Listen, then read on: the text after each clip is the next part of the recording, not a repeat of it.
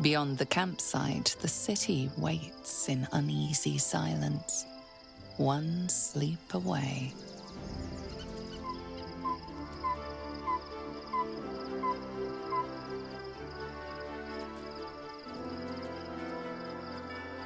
The gate is closed, as is Cazador. Cazador and his rite of profane ascension. An imperial soiree, attended by devils and spawn alike. A grand ceremony to honor one exalted vampiric master. And elevate him to an unfathomable station. To place him in a position of such esteem. The world will yearn to kneel and offer their necks. We will kill him, but there's more to it. Think about it. It sounds like Cazador, for all his evils, has gotten further than any of my kind ever have. He's on the verge of a miracle. If the time comes and I can stay one move ahead of him, I'll take his place before his blood can hit the floor. Doesn't it sound delightful? For the lucky little vampire on the winning side. After 200 years of shit, pure shit! I think I deserve something better. All I'm saying is, let's be clever about it. If an opportunity arises for me to become a more magnificent bastard than I already am, why turn it down? Let's find out more about the ritual before we waltz into Cazador's front door. If we track down my old comrades, the other spawn, we may discover more and be finally positioned for yours truly to ascend. If we don't find my brethren, they'll find us, likely with bared fangs. We should get to them first. Then we can make their pretty tongues talk. Unless Cazador's change their orders, they'll be in the dens of this town, seeking prey. I was supposed to sacrifice myself to stop the Absolute. Yeah, I don't think I could have gone through with it, in truth. And I'm glad that I didn't, given what has come to light. The elder brain. But, more importantly, the crown that it wore. Even without seeing it for myself, I could sense it. Netherese magic. So pure, so complete. I doubted what I was feeling at first. Most Netherese artifacts contain only the faintest amount of their former power, the ghost of an echo of a memory. That crown was different. I can't fathom how such a wonder survived. Surely everything of its ilk was destroyed along with Netheril itself, but no matter. It exists. I must learn more of it. That crown sits on a gargantuan elder brain bent on destroying us and everything we hold dear. Understanding its true nature might unlock the means of our victory. We need to learn more about what we saw. An artifact as powerful as that crown must have been documented somewhere. As luck would have it, we'll soon find ourselves near one of the finest book collections this side of Candlekeep, Sorcerous Sundries. I need to go there and learn all I can. The only kind I have? Their collection of rare tomes is unparalleled.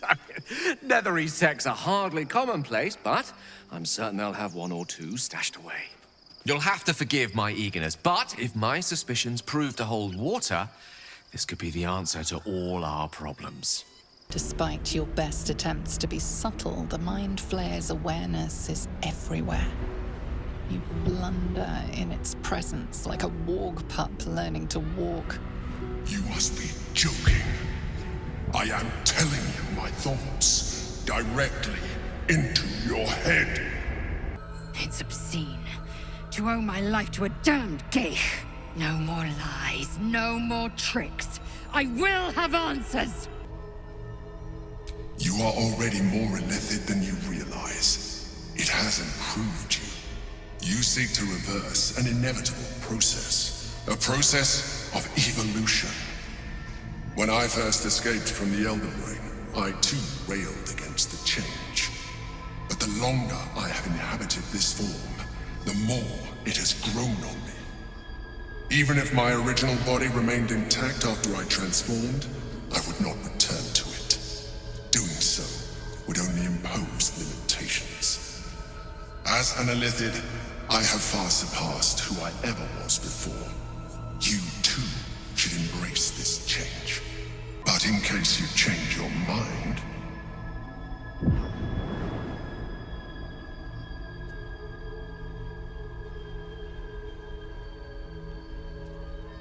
look after it. Use it when you're ready to evolve.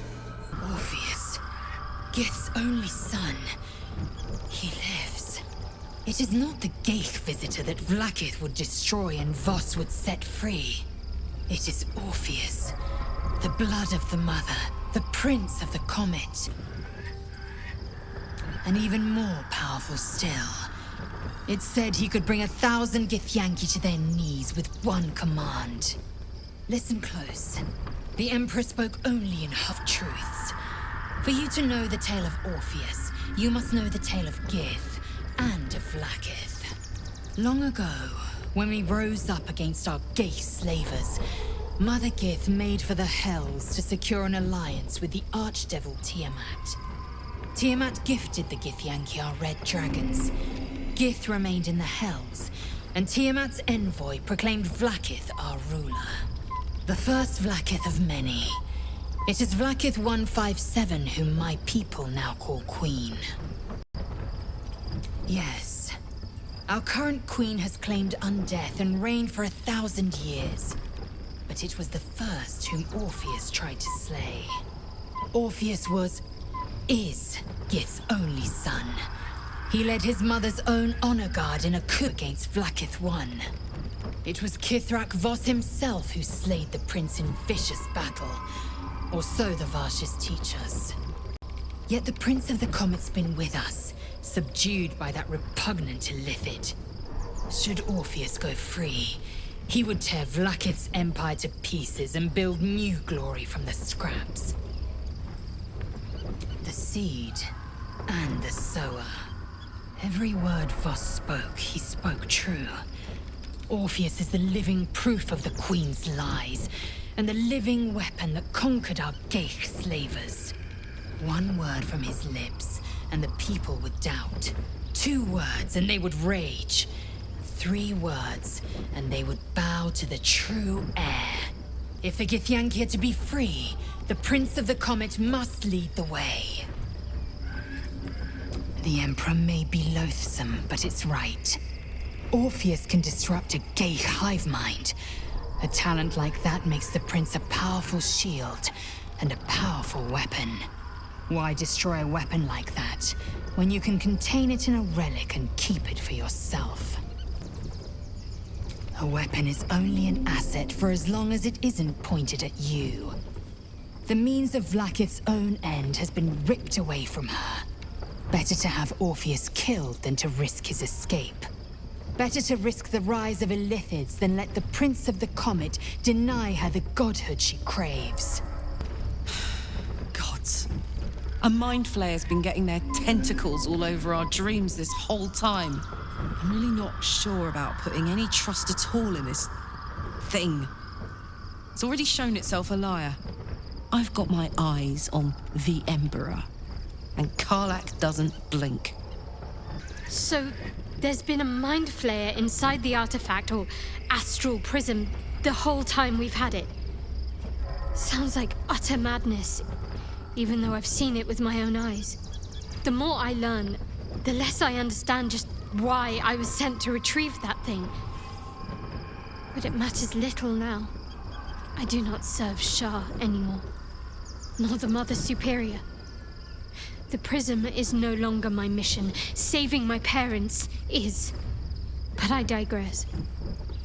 Oh, we have a new look for a new shadowheart. Nice as it is, she still doesn't have the best hair in the camp.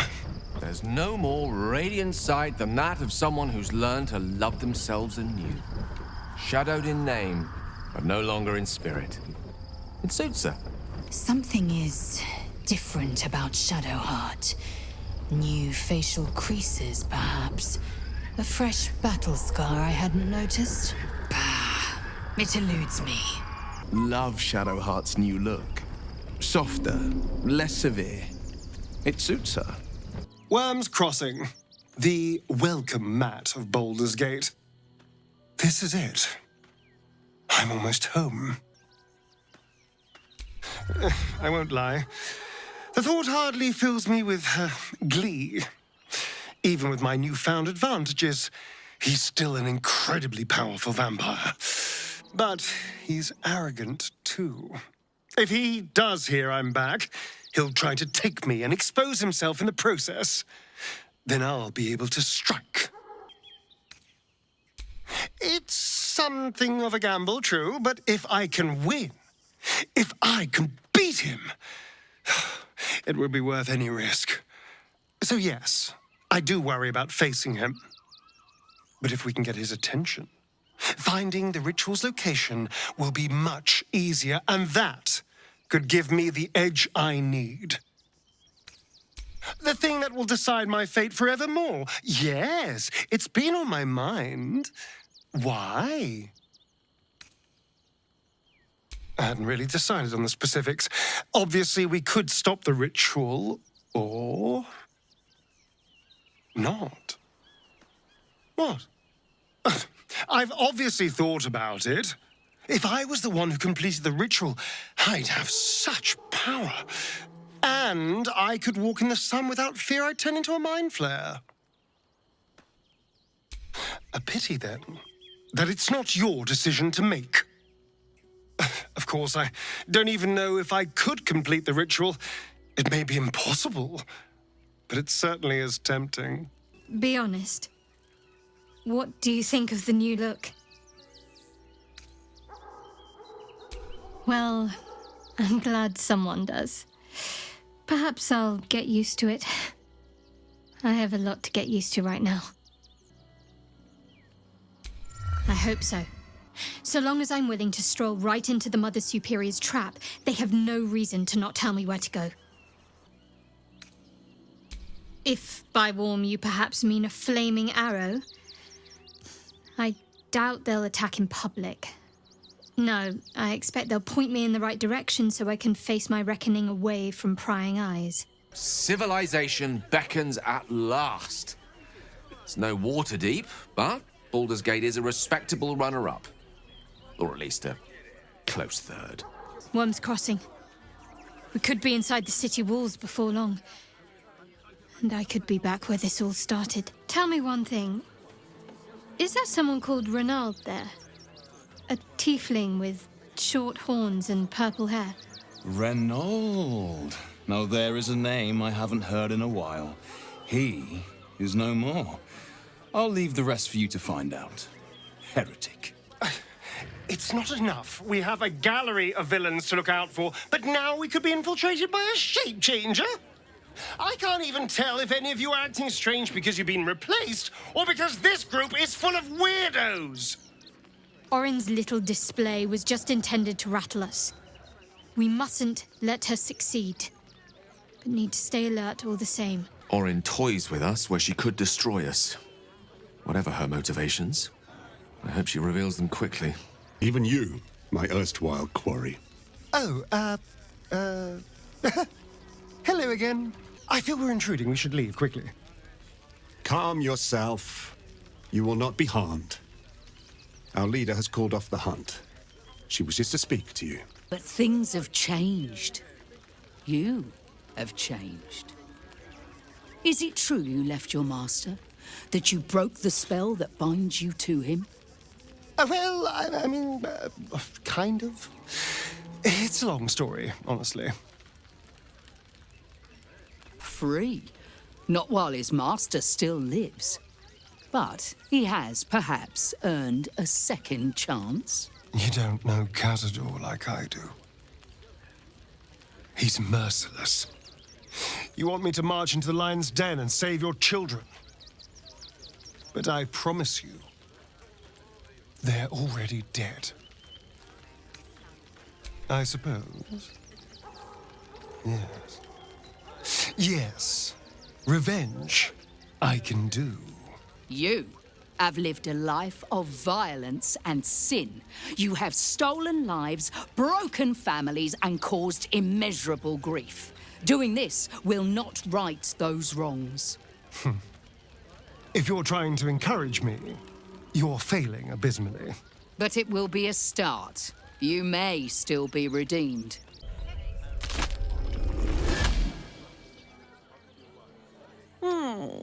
Still rolling in the muck, I see. Bring the one you love to me. A sweet gesture, but all this, it's not really for me. Love, is it? I hadn't realized I'd bowled you over that much. Give it a try, then. Impress me.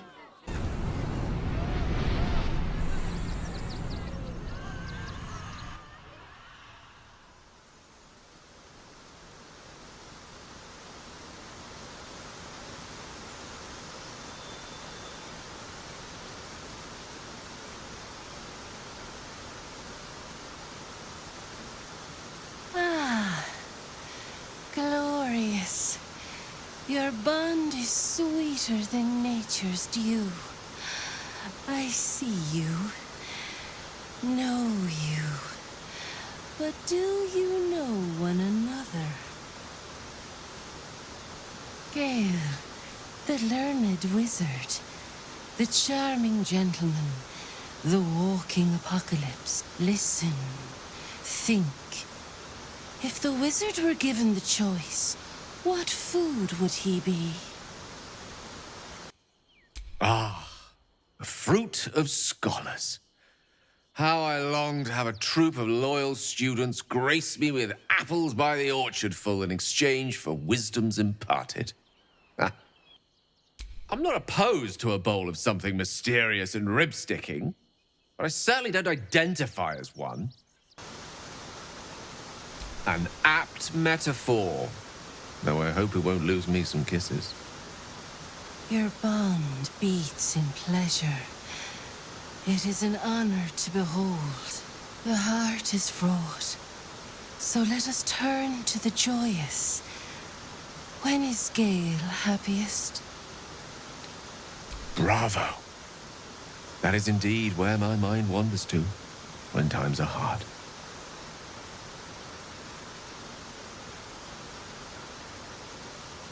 Our touch has been that of sunlight.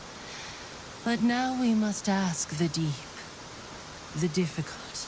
We often gaze through a veil of roses, but love accepts both the petal and the thorn. Gale, what is his greatest flaw? I have worse failings, I fear. Far worse. Hearing it said out loud. Yes, I fear it is true. Fate seems determined to make a sacrifice of me. But perhaps fate can yet be defied.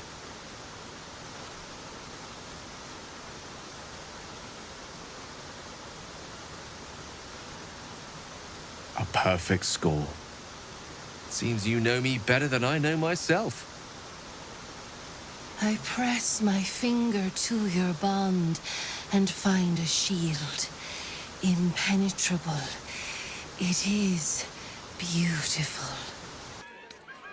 More excited than I've been in months. I can't tell you how curious I am to learn more about the crown controlling that elder brain. Believe me when I say how important this could be for me, for both of us. Potentially life-saving, so long as we can learn how it could be taken and used.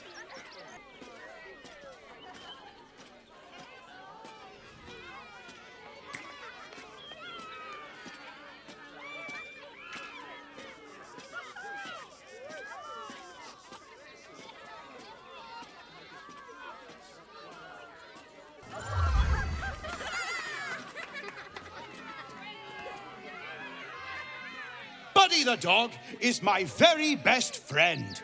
Do you know why? Why? Because with him, anything is possible. Way! Not to my taste, but I'll take a clown over some hack magician pulling peonies from his breeches. Truly, I might as well go mount the gallows. Oh, my heart! The enthusiasm is too much! Now, up, double sharp, or poor Buddy will think you don't like him. Oh, you truly are testing the patience of a man who could level a city if he wished, you know? Are you quite sure you have a friend called Shadowheart? Not an enemy? I'd advise you find someone to taste your food from now on. What? No, don't you dare. This isn't funny. Of course. What fun. I'm going to fucking kill you. A shapeshifter. What a pity. I thought we were killing a real clown. The Steel Watch. They're a threat to you, me, and every man, woman, and child in this city. They act all civilized, servants of the people, but they only serve one man. When he becomes Grand Duke, it will only get worse. Laws will change, freedoms will vanish, and soon you'll be accused and sentenced before you've even committed a crime. And the fucking Gondians are to blame for all of it. Men, women, children, all barred from entry. A damn travesty. A decade ago, Baldur's Gate would have welcomed any and everyone seeking refuge, who would take in these souls, if not the Jewel of Baldurin. As long as Gortash is in charge, they'll be left shivering at the gates. All part of the plan, of course. Step 1. Create an army and order it to march on the city. Step 2. Shut the gates in the name of security. Step 3. Bask in the applause. Gortash hasn't made Baldur's Gate safe. He's made it a prison. And when his army breaks through, the people will have nowhere to run. To make this city a safe haven, we'll need to bathe Gortash and his allies in their own blood. Fucking shapeshifter. She'll try to break our best asset, our trust. Fortunately, she's no match for our second best asset, me. He got his claws into me early. I was a wild kid, brawling my way through the city. One of my mates got wind of a bit of work guarding some indoorsy type with lots of enemies. Seemed like easy money, so I went in for it. He took one look at me and said I was perfect. I like that. Not like that, you know. Just... it felt like a good fit. I kept him safe and he paid me well. Well enough to move into a better neighborhood and put something away for the future. My future. I respected him, trusted him. And he returned that trust, that respect. His life was in my hands, and I took that seriously.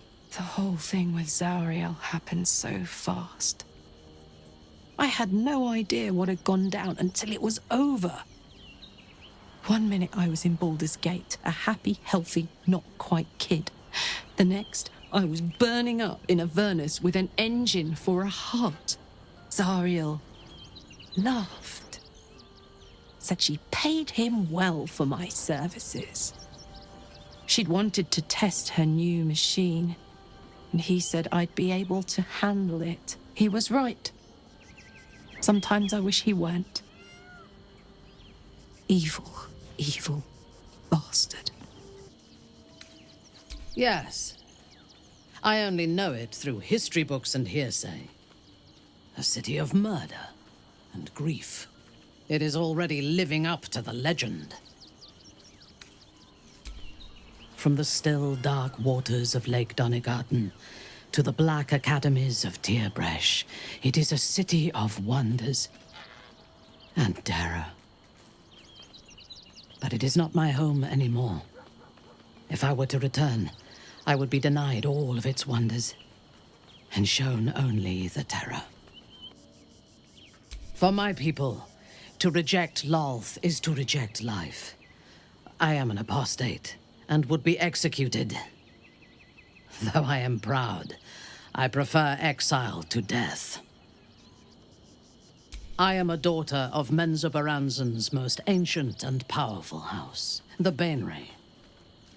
I lived a life of privilege and danger. My home was at the tallest point of Cuel Arzol, the place of the nobles, a plateau high above the city's sprawl. I enjoyed every luxury, whether harvested in the underdark or stolen from the surface, and I survived my first assassination attempt while I still suckled at my mother's breast. I tasted her blood that day. She covered my body with her own, and a blade bit deep into her chest, almost puncturing her heart. When I came of age, she tried to take my life herself, and I gave her fresh scars to match those she earned protecting me. I expect so. If the world were to end, I think my mother would survive to rule over the ruins. And that's Fion's pleasure room, Elminster's library. Here, take the key. Elminster's library? People will get their thrills in the strangest of places. We want both of you, silly. At the same time. This is all a bit much for me. Back home in Waterdeep, I prefer to have Tara leave the room before I undress. You're adorable, even when you're teasing me. But I must decline. I appreciate that. But I can't help how I feel. I'd rather tangle with a dragon than get tangled in all those limbs. A shame. But either one of us will be ready for you, if you wish to have us. I might enjoy watching you, tangled up with the drow. As long as I was 5 paces back. Charming. There must be a sprinkling shower of gold first. Coin. It's all part of the experience. The room is bathed in total darkness, so there is nothing to distract from your ecstasy.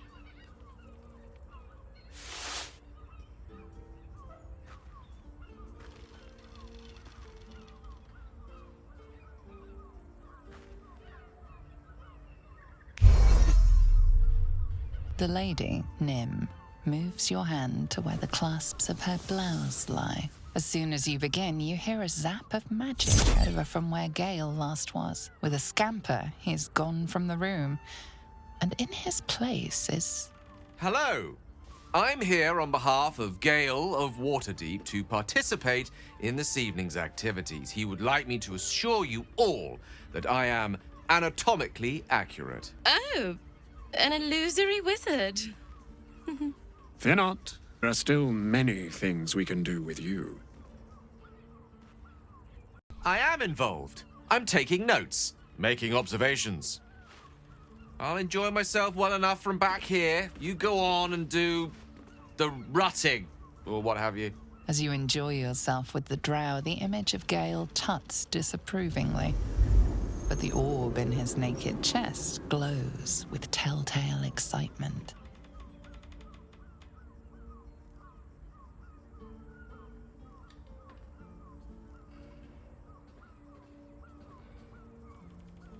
Orin, Skvar, burn away the shadows she hides in, tear off her mask, and you'd reveal her for what she is, a shivering child.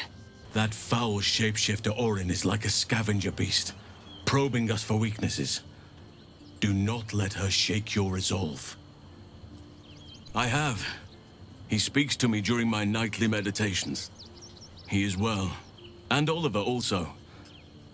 At times they are one, and at others they divide. Easier for playing, perhaps. And the land thrives also. I doubt you would recognize it. Perhaps one day, you and I can both return and see it for ourselves. I want the crown that dominates the elder brain. And you, lae'zel of Kalir, want to free the Forgotten Prince, do you not? I want nothing more. Then it is settled, is it not? A crown for a hammer. A bargain of a lifetime, lae'zel of Kalir. Handing that crown to this devil will be like feeding gunpowder to a lava worm. Agree to nothing. The means to loosing the Prince of the Comet was within our grasp, and you refused it. Why? I wanted to follow the open valley, the easy way out. You chose the brambled path. I'm annoyed by it, and I admire you for it. We must speak with Voss. Then we find our way to Raphael's House of Hope. We'll take the Orphic hammer and use it to smash the true heir's bonds. Yisk Githkar Tafki Crashet. The Githyanki will be free. Cazador promised you your freedom, and you believed him? Ha! You were never burdened with intelligence, Petras. But your load seems especially light these days. Astarion! It cannot be. Oh, that's no way to welcome back a brother, doll. Didn't you miss me? Why would you come back? You got out. You were free. Isn't it obvious, sister? He wants to ascend with the rest of us. He heard about the ritual and the power our master will grant us, so he came back with his tail between his legs, hoping all would be forgiven. You always were an idiot, Petras.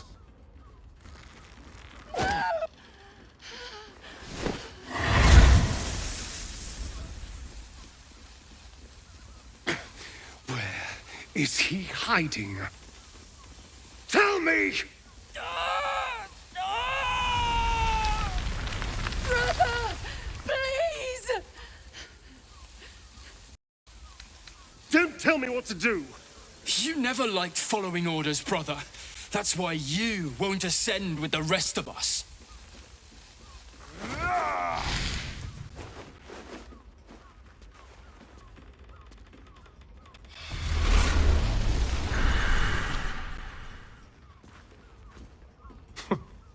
Poor fools. They actually think Cazador will save them. You sound surprised. I am capable of doing the right thing from time to time.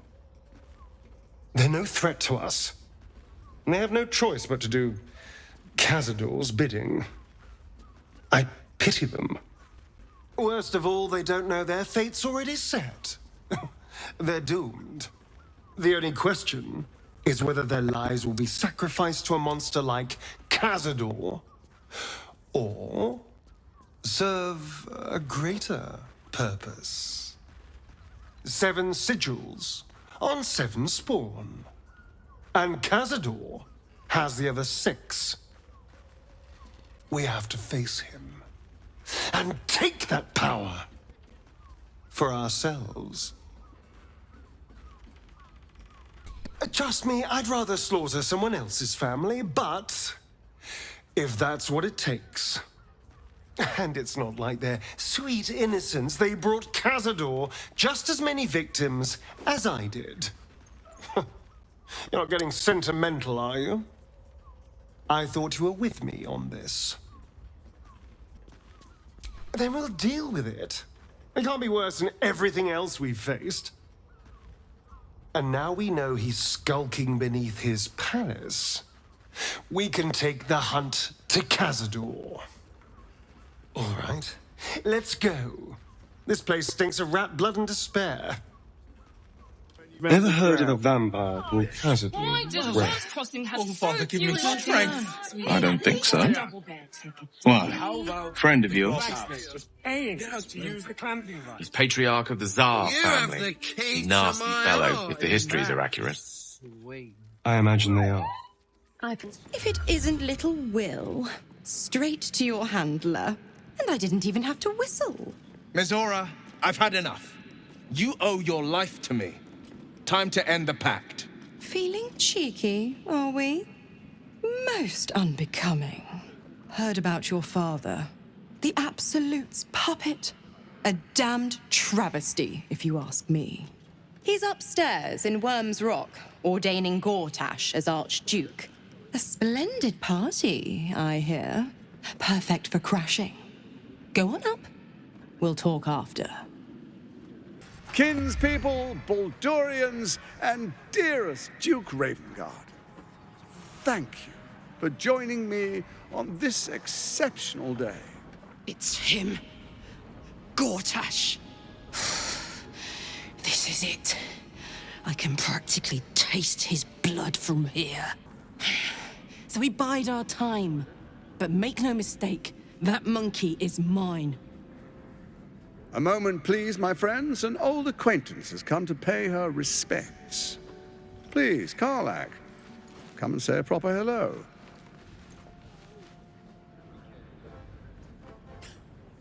My respects! You're lucky I've agreed not to shove my boot up your... Ah, how I've missed your colourful turns of phrase. We must catch up just as soon as I've had words with your little friend. As for you, I understand congratulations are in order. Thorm's defeat hasn't gone unnoticed. You're known for who you are and for that netherstone that you carry. Together we rule Faerun as kings. No, more than kings. Gods. We rule as the Absolute.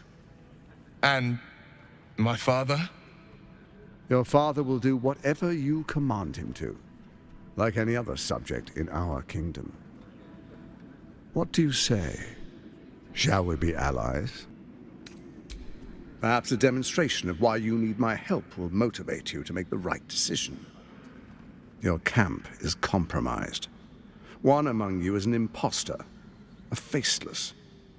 Who, I can't say. I'd suggest a thorough investigation. You'll find I speak the truth. A doppelganger in our camp? A little redundant of me to say, but that could be anyone. The faceless in your camp is like a knife at your throat. Remove it quickly, or any alliance between us would be exceedingly short-lived. So there you have it. Lord Enver Gortash in all his glory. What did you make of him? Not if I get to him first. How could all these people cheer for him like that? Can't they see what a chancer he is? And they expect these big metal monsters to tuck them in at night while the Absolute knocks on the gates. If only they knew the truth.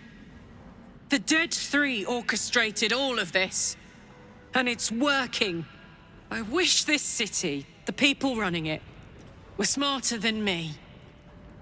Gortash isn't their salvation. He's the monster at the gate. If Gortash is to be believed, then even our camp isn't safe from Orin's influence. You might want to confirm the veracity of his claim, or at least clean up the mess. Unthinkable. To see my own father named Gortash, the sole ruler of Baldur's Gate. Please, we need to speak with him. Maybe he can see reason. Truest of souls, bathed in her light. There is a fleeting connection. Your parasite communes with his, then falls quiet. Father, my dearest boy, the hells have touched you, but you've come to me just as Gortash said you would. A true soul, no less. Father and son, unstoppable generals. You and your allies will usher in a new dawn. What is a hero, if not an actor for the greater good? Faerun suffers in darkness. Tyr has abandoned us. Helm's Eye has strayed. Gortash and I will ignite the final spark, and that, true soul, is the greatest of goods. No, this isn't him. This is the tadpole talking. For a brief moment, uncertainty clouds his mind, then dissipates. The astral prism vibrates in concord. What nonsense is this? The prism quivers once more.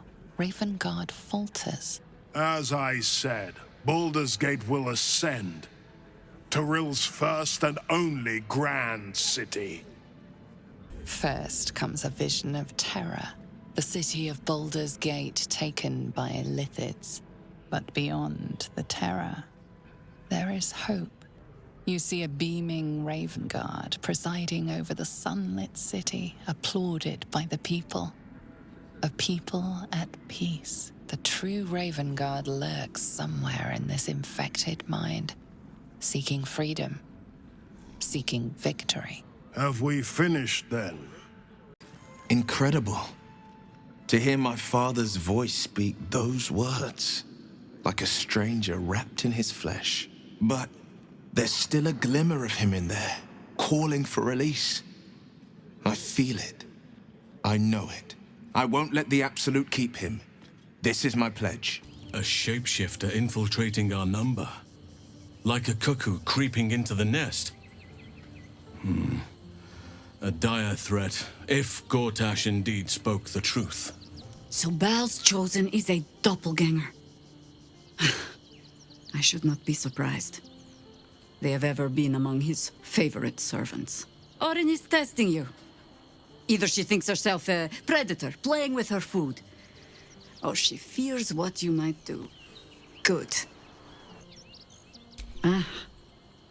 This all begins to ring a little too familiar for my liking.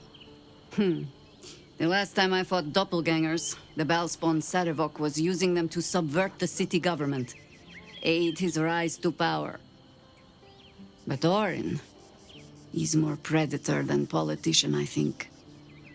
She simply wants to make us feel hunted, isolated. Tell the Lordling that Orin is watching. Seems that Gortash and Orin have had a little falling out. We should leverage that. You think me lonely? In truth, I prefer travel in a small pack such as this. Unburdened by numbers, we're free to act rather than react. A little like the old days. With allies, every bit as peculiar. Give or take a few tadpoles. Haha! A kind way of saying, ye gods, I hope her dusty bones don't break at the first blow. Fear not for me. I will try my very best to keep up. So, we have a shape changer at our camp. Good luck finding her. You could watch out for anyone acting strangely, but, well, you know the lunatics we camp with. An imposter in our ranks. If this is true, it could be anyone. You, me... Well, not me, I know who I am. Perhaps we shouldn't take Gortash's word for granted. But if he speaks the truth, we need to be careful. Orin could have eyes and ears on us right now. True. His mistake was choosing the wrong allies. Ketheric was reliant on his god instead of his own strength, and Orin does not understand power and control. Only blood. Perhaps you should rule in his place. Your choice of allies is exemplary, after all. Together, we can teach this city to fear us, and that is just the beginning. When we have all three Netherstones and control the Elder Brain, all of Faerun will have reason to fear us. Our camp houses an imposter, then. Say nothing. Trust no one. Not even me.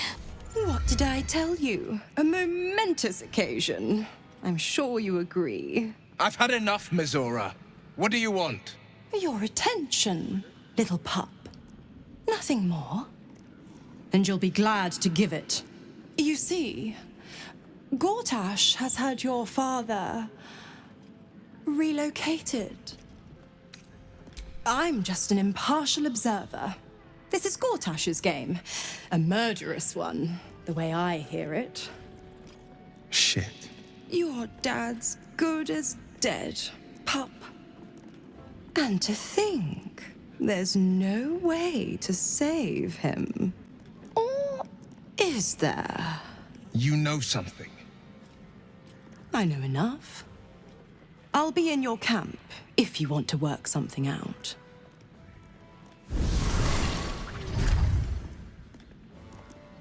Of course she'd stick her infernal nose where it doesn't belong. Of course she's dreamt up some risible scheme. By all the hounds of the hells, what is she planning? I couldn't even fathom a guess. Though, I doubt we'll need to wait long for answers. Let's make camp when we're able. Mizora will be waiting. Until then, may my father keep safe, whatever coop he's been flown to. The bustle here takes some getting used to. Crackling fire and a tressum for company is usually more my speed. Still, we must flow with the current we find ourselves in, however tumultuous it may be. If you've need of me, I'm glad to help. Welcome to the lower city, where Baldur's Gate truly comes alive. I made it back. I'm here. Thank the gods. Thank the gods. Squaw! It's not safe here. It's too late for me, but not for you. Run as fast as your legs can carry you. Orin the Red. She seized me from our camp, bore me here to Baal's enclave. She slit my belly and filled her cup with my blood. A toast, she said, to her false god. She told me when her cup ran dry, she'd come for the rest of me. I'm done for. I will hold her off as long as I'm able. Run while you still can. Don't even think about fighting her. This foe is too powerful. You face her already.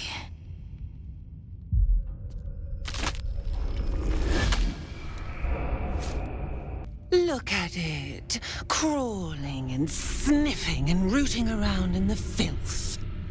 Is it my netherstone you seek, little piggy? Hush, hush. Orin will take care of you and your little pet. Gortash, the little lord of darkness. I know him well.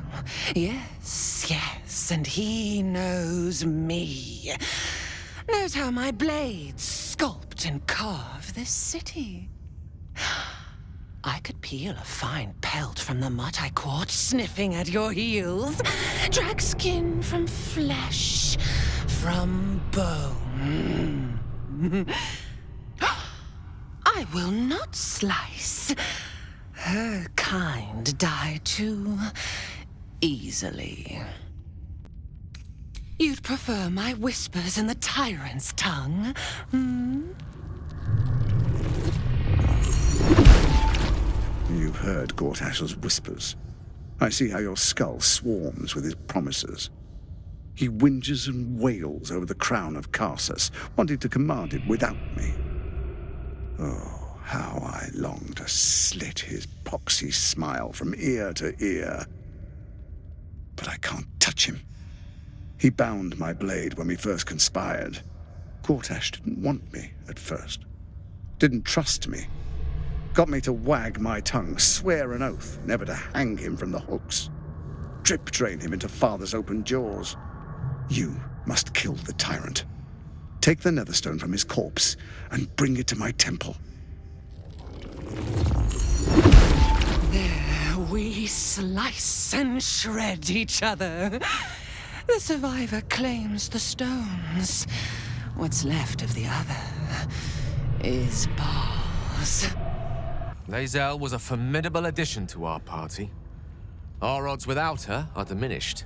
We should consider Orin's terms carefully, however distasteful we may find them.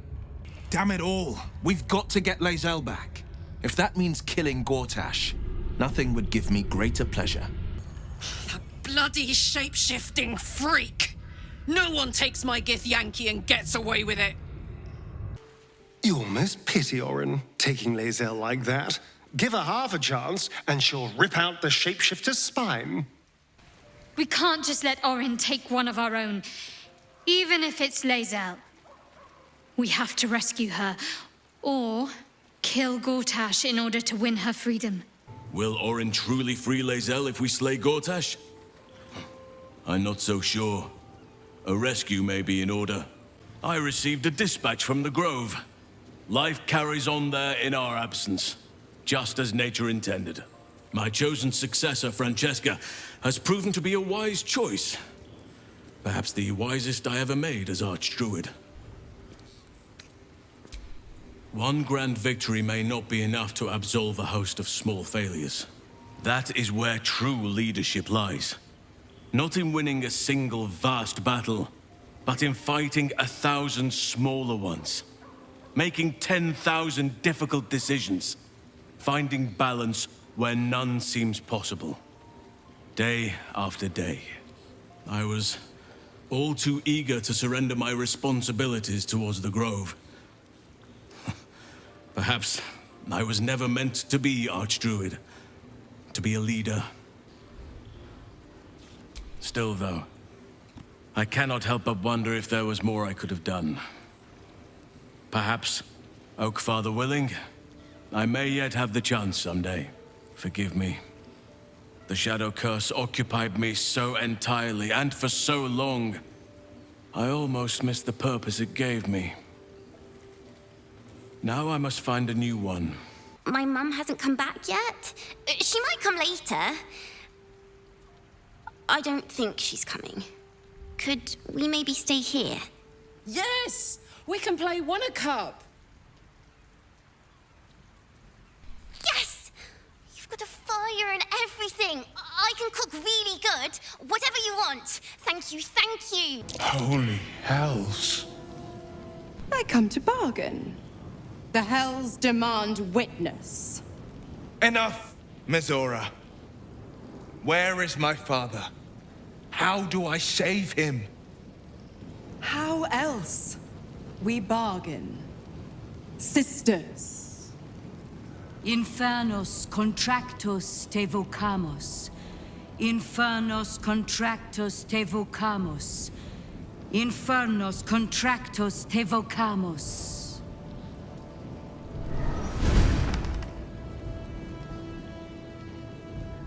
Your contract, Wyll. Signed in blood, forged in fire, bound in bone, but not unbreakable. Wyll Ravengard, a choice is before you. Option 1. I show you the way to your father. I guarantee him no harm except that from you and your allies. And you pledge your soul to me and the archdevil Zariel in a pact eternal. Option 2. I break your pact and you are freed from your duty. Your father dies by his enemy's hand, and Baldur's Gate loses its greatest champion. Name your sacrifice. Bloody Zariel! I won't let her take Wyll! Silence, Karlach! Mizora, you asshole! Choose. You damned wretch! Father. Do it. Break the pact. Fiat ita. Fiat ita. Anima ad beator.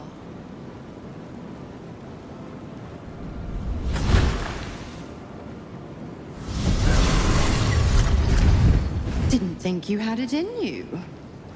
Seems my boy's all grown up. And don't go fussing about your father. You made your choice. You knew the terms. You know what? I think I'll stick around. Not for the greater good, you understand. Just for the entertainment. Gods, I spent 7 years choked by Mizora's leash. And I spent 7 years hoping to break free. I never knew freedom could taste so bittersweet. I didn't. I don't. My sacrifice kept Baldur's Gate safe from Tiamat's rage. But that doesn't mean that the leash never chafed. That I was content to lap up whatever nonsense Mizora fed me. The leash has been broken and my father left for dead. Tomorrow I celebrate my gain. But today, I mourn my loss.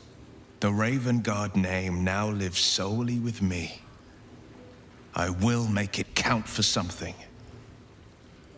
I signed his life away before the Hell's witnesses. It would be easier to drink the sticks down to the last drop than to alter his fate. I'd be a fool to wish otherwise. We obtain the final 2 netherstones and take back our minds. And the city. From the brain. Wyll sacrificed his own father. I hope freedom from the Pact is worth it to him. Wyll sacrificed his own father. A hard choice, but not one that is unknown in nature. At times, a seedling must strangle the very tree that bore it, if it's to survive. Patricide is often the first step toward greatness. But I hope Wyll does not regret sacrificing his infernal powers. Time and again, Wyll's plight reinforces my decision not to pursue the path of a warlock. It's one thing to make such a sacrifice in the pursuit of such a pact, but to do so in order to escape one. Truly, it leaves you with nothing. Wyll gave up his father to have freedom. An understandable decision. Sacrifices must be made after all. Especially if the old Duke's fall means his rise. I did not know Duke Ravengard that well. But I am sure he would not want his son to become slave to Zariel for his sake. I am sure Wyll knows that. But we would do well to remind him when his days grow dark. No one truly understands the weight of loss until they've worn it a while. There is no shame in sharing the load when you need to. How did you? Oh, it's you. I must have let my mind wander. Enough for you to wander in. That speaks well of your taste. I've heard my share of bad ballads about things I never did. If you have questions, ask. Just don't expect my answers to rhyme. It was Baal alone we faced in our time. And, bad as that was, he had no elder brain for a lapdog then. Help won't come from the history books, or from any old tales I can spin you. This is your story to write. There. Have I fulfilled my role as your wise and wizened elder? I've passed enough years that counting them is a waste of what remains. Which is to say, yes, I am that old. More than I would like. In my youth, I was a brief and very much unwilling member of a colony's hive mind. I felt the way they think, saw the world as they do. Foul, unnatural creatures who find the foulness in us and twist it to their will. But then, who am I speaking to? You have far more experience than I. A shame of mine. Redoubled because I did not tell you everything sooner. Tell me, what do you know of a man named Minsk of Rashiman? Oh my god! Minsk! The name is as familiar as Jaheira's own. A hero of the time of troubles, who saved the city more than once. But few know of his fate, I think. I had hoped to keep it that way. Minsk is an old friend. Perhaps my oldest. We've fought at one another's backs times beyond counting. And the last time I saw him, I left him to die. There always is. But that is still the fundamental fact of it. Before we ever heard of this absolute, we received word of a gathering in the Undercity. What we found was the first dark seed of this plot. A circle of cultists with mind flayers in their midst. We might have ended it there, cut off at the root, but before I could send for help, Minth charged in alone. It was chaos. He was overrun, dragged down beneath a mass of tentacles. I had a choice. Stay and let word of this cult die with us, or leave him and live to fight another day. The world takes much from those who presume to defend it, but sometimes you get to take it back. So don't be sorry, because I mean to use you, if you're willing. Infection, indoctrination, eradication. That has been the fate of everyone the cult has captured so far, but it has not been yours.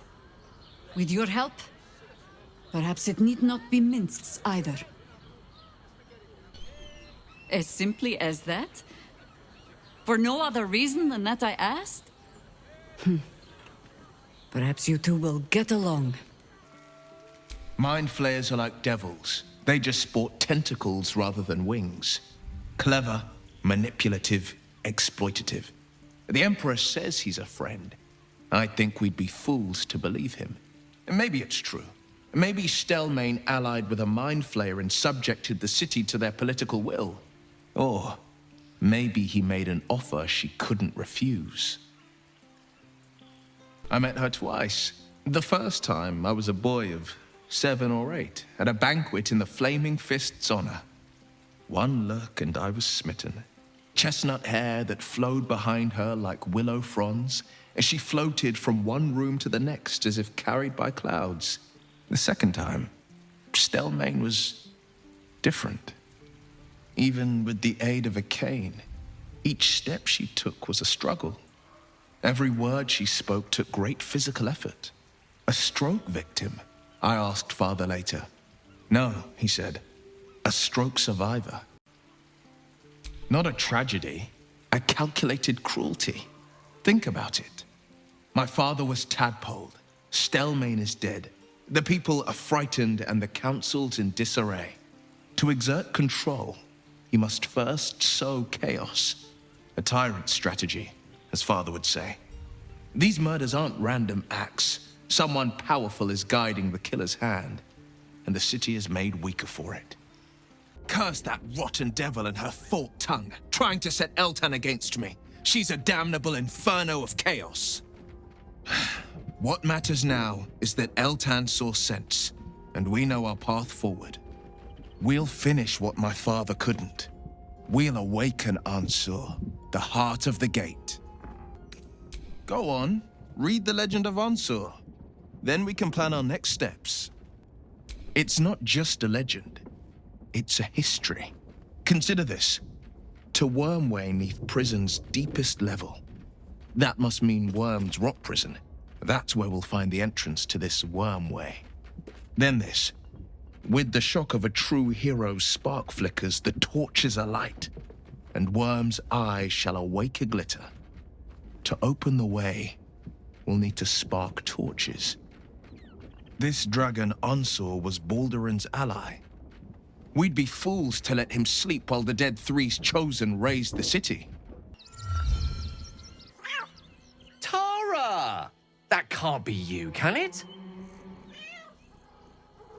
My, is that a ring? For us? Oh, you shouldn't have. Enjoy yourself now, Tara. Looks like you've got yourself set up quite nicely here. She isn't my Tresim. She's my friend. And from the looks of things, it appears she's eating pigeons. Oh, right. Did you hear that, Tara? Stop it? Oh, she's agreed. Just about. It is! It's Tara! What's she doing all the way out here? Mr. Dekarios, heavens!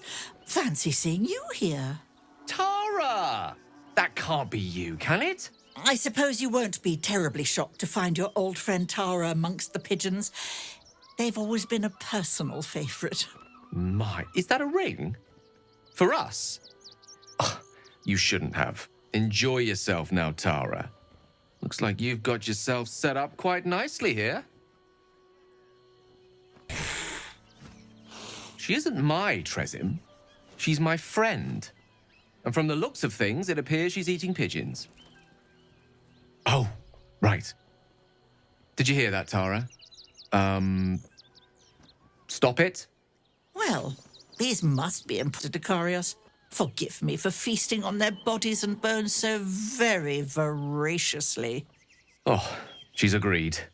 Just about. Tara remains as willful as ever. I'm glad you finally made her acquaintance. Given the length of my time away, I feared she might have given up on me. Oh, I should have known better. She'd never do such a thing. I wouldn't have her any other way. I'd actually been thinking about introducing the two of you anyway. Over a sumptuous home-cooked meal, if that sounds at all to your taste. My tower in Waterdeep boasts an excellent kitchen and a wine cellar to rival Ondar and Self. Not to mention a larder stocked with my homemade Hundor sauce. A Waterdavian delicacy, spiced to leave exactly the right amount of heat lingering on the tongue, and served with that most sharp-toothed of Aquarian residents, the quipper fish. I make it to my mother's recipe. Packs quite a wallop, as does she. More than you could possibly believe. Now that we've got something to look forward to, I think it's time we went and saved the world. Don't you? Anything you ask, I'll answer as honestly as I can. I'm an open book, requiring only your gentle hands to turn my pages. Mistress Lightman. It's been some time since I stood before her in a place like this. Ah, there's a shrine to Lolth in the corner there. Excuse me while I spit on it. You! What are you doing here? This is, my apprenticeship. It has not been what I expected. Master Leroican is, a difficult man. He's consumed by his pursuit of the Night Song. I haven't learnt a thing, and I fear it'll stay that way. A lucky escape, given Leroican's reputation. He'd have little of value to teach you. Leah suspected it might be this way. She was a pain, but she was always right. But never mind that. What can I do for you? It's all I deal with these days. People claiming their trinkets are the real Night Song, looking for the mountain of gold Leroican promised. There's even a pamphlet. Take one. They're on the desk. Be very sure before you make to visit Leroican. He's got a beastly temper. But if you really do know something, he'll want to see you. Head upstairs. You can find the way into his tower up there. That's it. That's what I need. The Annals of Karsus. The preamble to a civilization's downfall, committed to parchment by the very hand that wrought its destruction. If the crown atop the Elder Brain was truly forged by Karsus himself, this book will confirm it. All we have to do is turn the page.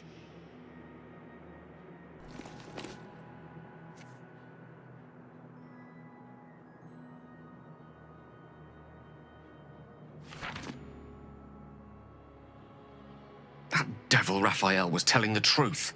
There's no doubt. The crown of Karsus is what's controlling the Elder Brain. And this is no mere journal. It contains Karsus's original plans for the crown's construction. His designs for godhood. Not exactly. It was what he did with it that sealed his fate, and, for a time, that of magic itself. The crown was merely the means. The book states that the crown and netherstones were originally one construct, seemingly sundered at the moment of Karsus's downfall. If we can collect the crown's setting and the 3 netherstones, and with the correct invocation of certain spells and gestures detailed in these notes, I think I could reforge it. To every end you can imagine, and 1,000 more beyond. Just think of it. The power of the gods in mortal hands at last would be free of doctrine and dogma, confined only by the limits of our imaginations. We must discuss this further, but quietly, privately.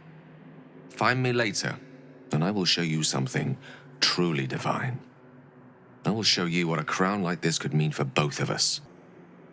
Please, don't be too hasty about this. It would be a pity to reach that conclusion without a true understanding of what this could mean for us. Don't worry. Your patience will be amply rewarded. I serve no god, but that which stares back at me in the mirror. The night song will be put to a grand purpose, equalizing man and god. Whoever helps me attain that which I seek will be greatly rewarded. Of course not. But perhaps, after enough lifetimes, I might make a start of it. He would seek the power of gods for the pettiest of reasons. His own gratification. At least I seek them for the better of all. What's that? I didn't quite catch the words, but the insolent tone was clear enough. Pitying, not insolent. You chase one power without knowing an even greater one lies within my reach. The crown of Karsus. Once we acquire it, your ambitions will be dwarfed. I'll be able to stand against Mystra and wrest her powers from her for the betterment of all. The crown of Karsus? Nonsense. Even if it still existed, you couldn't possibly handle its power. Perhaps you could not. But Netherill's power is in my blood. And Mystra? I know her in ways that most mortals can only dream of. Ah. So it is you. Mistra's discarded lapdog. And now you think your bark is cause to make me tremble? There is no need for me to bark. My actions will speak for themselves. In time. Then go. Act. I'll open a fine vintage in your name, once word of your failure reaches me. We shall see, won't we? If that charlatan Leroican thinks he can best Dame Aelin, he's even more clueless than I believed. We should inform her of his delusions. No doubt she'll have great fun in dispelling them. Leroican's the type to cower behind contraptions and cantrips rather than facing danger. He has about as much spine as a grey ooze. Dame Aelin is likely to tear him in half if she learns of his plans. We should tell her immediately. So Leroican covets Dame Aelin. He'll live to regret that once we inform her. If that wizard wants Dame Aelin so bad, I say we give him exactly what he's asked for. I'd love nothing more than to see her grind that wretch into bone dust. Let us find Aelin and extend Leroican's invitation. It has been too long since I have seen a wizard cry. Leroican hunts powerful game. Too powerful for him, perhaps. Dame Aelin should be informed that yet another ambitious fool lusts after her. Ugh, that guy makes my skin crawl. So, what's the plan? Do we chase him out of town or skip straight to skull cracking? I'm not bloodthirsty. I'm dangerous creep thirsty. This guy is terrible news. I say we stop him before he hurts anyone. Better yet, let Dame Aelin do it. She deserves to look him in the eye before she ends him. We should tell Aelin that Leroican is hunting her. She has a right to know. Also, she'll want to cave his skull in, and honestly, I would not mind seeing that. What are you saying? Or rather, what are you not saying? Mystra knows you defied her, Gale. Well, of course she knows. She's Mystra. There she stands, just as Elminster promised. Mystra, goddess of the weave, mother of all magic. The old man wasn't lying. She's opened the summoning channel. Can't you feel it? Gale's right. The very air around the statue crackles with magic. It sets your teeth on edge. A stream of pure, undiluted weave. I only have to reach out, and it will carry me to Mystra, wherever she may be. An audience with your goddess can go wrong. I should know. But do whatever you feel is best, Gale. Time was, I'd have given my right arm for a chance to speak with Mystra again. The left one, too. Maybe a knee. And you disobeyed my instruction. Why? Because you had no right to ask that of me. You cast me out. Remember? You were my lover, my chosen. Yet still you know so little of me. The past cannot be undone with self-pity, nor can a future be forged. Only with the truth will you see the way ahead. The fragment of magic you tried to return to me was not of my creation. It was the Karsite weave. It is a corrupted, half-born magic, wrought in the brief moment Karsus ascended to godhood. It hungers for power, just as he did, and it can never be sated. You unleashed something that would consume all magic in existence, and yet you thought only of preserving yourself. So that's what you're scared of. With the crown of Karsus reforged, I could take control of the Karsite weave. You can no more control the Karsite weave than a weather vane could control a storm. That it entered your body and consumed no more than your powers was a miracle. But we will not be granted another. The only reason the orb sleeps is because I have allowed it to feed on the true weave. A temporary measure, but one that will not be enough to save us. With each day that passes, the Elder Brain threatens to become a new kind of god. Its worshippers, a scourge of soulless illithids. If you will not use the orb to end this abomination, then you must find a way to separate crown and host. When you've done this, you must surrender the crown of Karsus to me. A great ask indeed. You've given me much to think on, as you always did. So be it.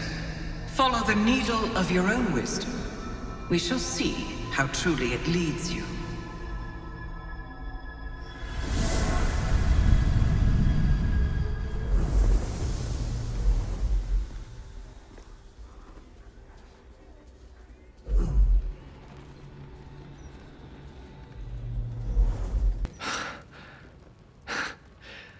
Back on mortal soil once more.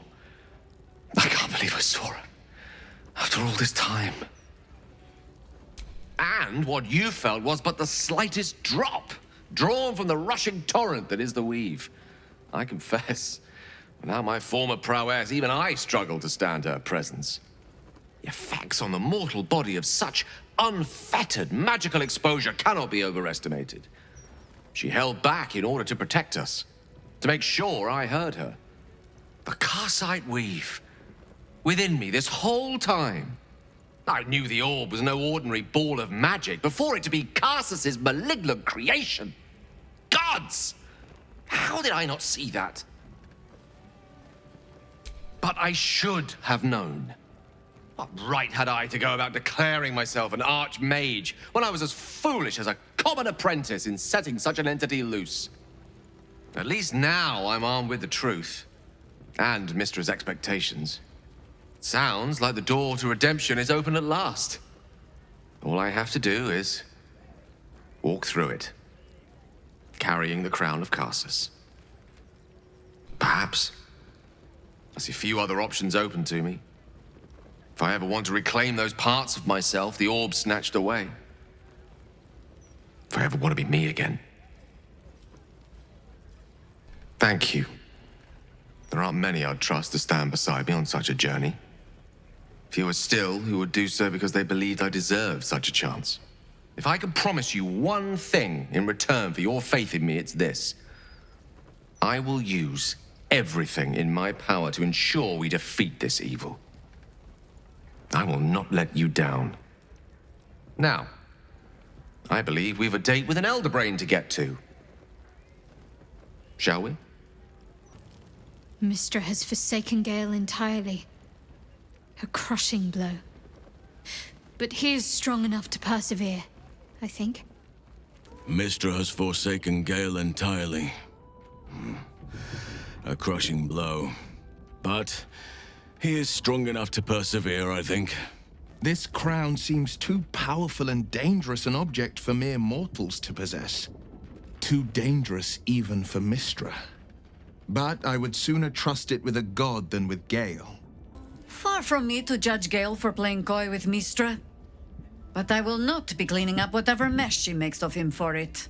Wow. So that was Mystra. Pretty spectacular stuff. But I think Gale was right not to agree to do her bidding, no questions asked. I respect the gods, but they don't always understand what they're asking of us. Maybe immortality makes it hard to know what it's like to be one of us piggies. Proud of Gale, though. It takes some man to hold his own in front of the divine. So, Gale's hedging his bets with Mystra? I can't say I blame him. Who'd want to hold a power like the crown of Karsus in their hands just to hand it to someone else? I know what my decision would be, but we're all different, of course.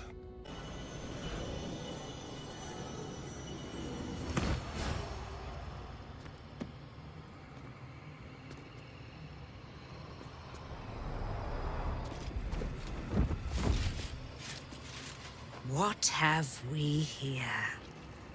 A magician in a tower, hiding away from the frightening world. What are you so scared of, Magus? Not the night song, surely? Why, she's nothing but a relic to be purchased and pursued. My God. The night song is a person. At last. There you are, my dear. You will address me with due deference. I am Dame Aelin. And you are a whelp without honor, without pride, with nothing but a tower full of trinkets. Do not play. Do not jest. We have come to square off against an enemy most loathsome. So speak, O loathsome one. Give me one good reason why I should not cave your head into your neck. Boy, at the ready. Once I've taken control of the Aasimar, she must go directly into the caging runes. Look, you need to stop this. Please. Just hand the night song over. It would be nice to have a mentor who actually taught me magic. Or was competent. Choose your next words very carefully, apprentice. I do not suffer insubordination. And I don't suffer fools, Leroican. Leroican. You who would see me caged. You who would purchase my submission with profane gold. Let every wicked magus, every vile minthara, each slaver and misery merchant see. Dame Aelin is watching. She is indomitable. And when her face lights the shadows of your wrongdoing, you are broken by its beauty.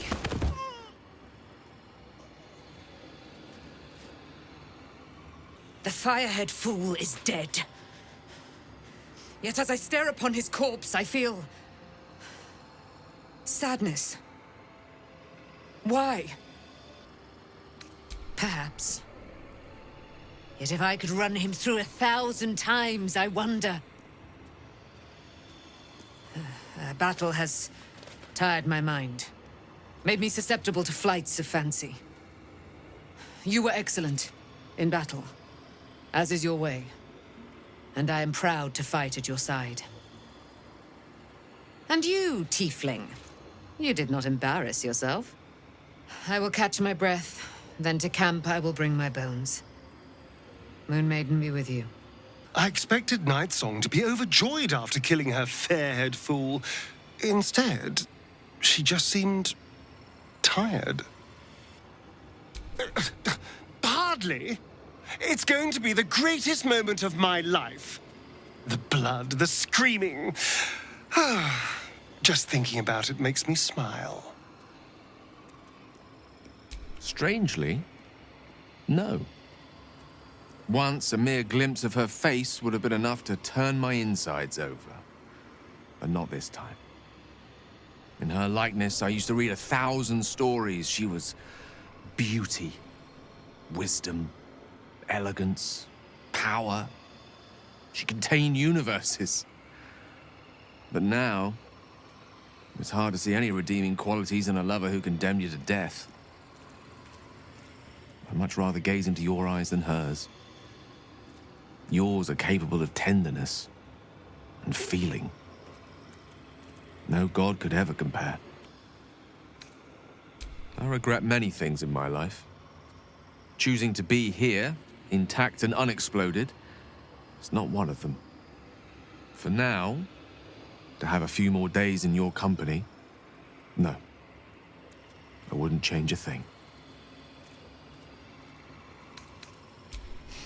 I've often asked myself the same question, and never really found a satisfactory answer. You clearly see something in me that I can't.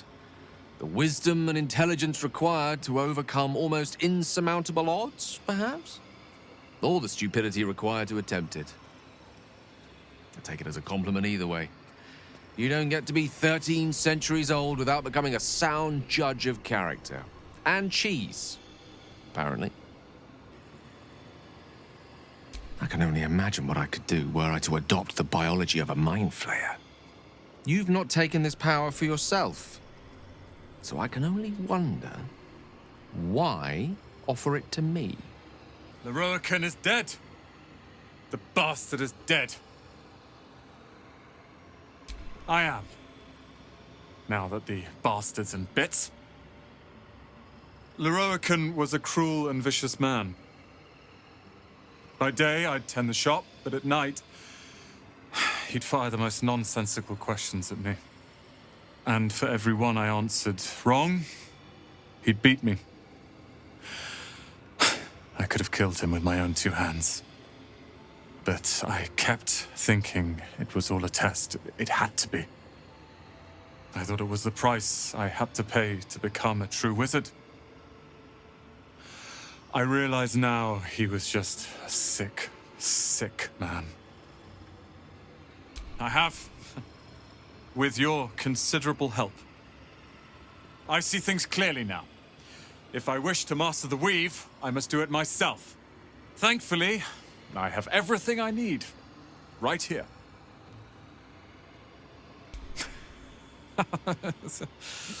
Oh, I like the sound of that. I do indeed.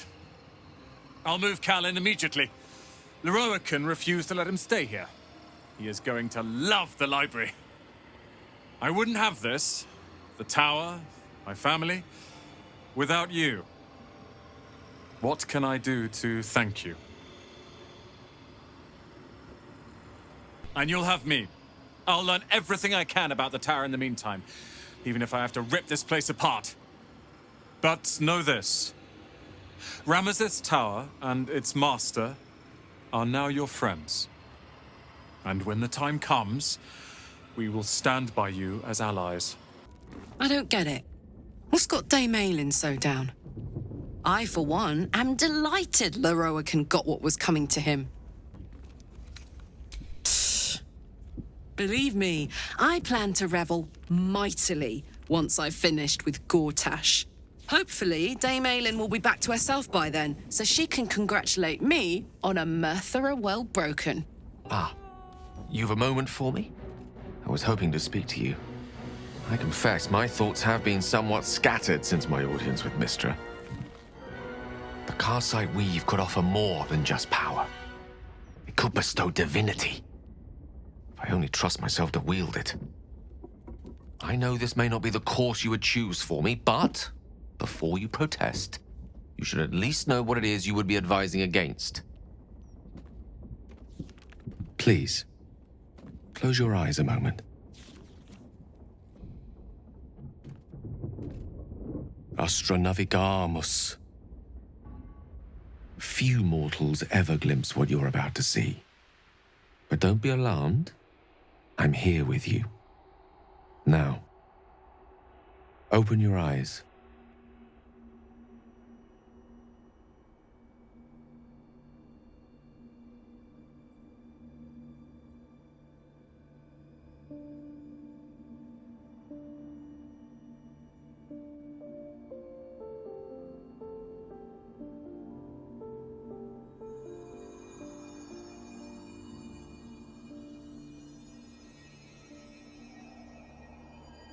The outer planes. This is where gods dwell. They observe us from afar, where they make playthings of us. They will keep all of this from us. The power, the possibilities. They only want us to serve them, to pray to them, and ultimately to die for them. But what if we didn't need them? What if we wielded their power instead and helped ourselves in all the ways they refuse to? I could make that happen. I could make this illusion a reality, with you by my side. No, not like that. I don't want to join them, I want to better them. A god's powers paired with a mortal conscience, a mortal heart. The tadpoles, the orb, these threats to our existence. The gods could aid us if they wished, but instead they cower behind Io. So let us act ourselves. With the power of the crown, any foe would be rendered impotent. Any obstacle would be dwarfed by our might. I used to believe Mistra's forgiveness was worth dying for. But I was wrong. You showed me just how much I have to live for. With you, I forget, my goddess. I love you. Tell me you feel the same way. Tell me you want what I want. Please. But think what I offer. The vastness of eternity to explore, the weave at our fingertips. You would really prefer me as I am? I hope you're right. I truly do. Godly power, perhaps I can live without, but you? You're everything.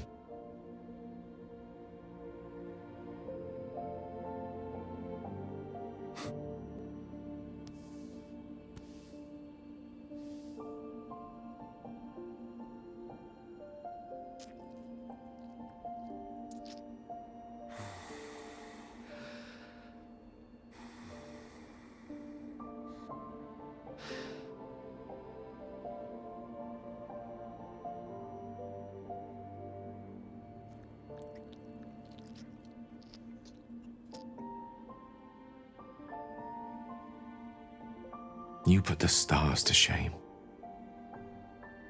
Let's sit here another while. I want to drink you in.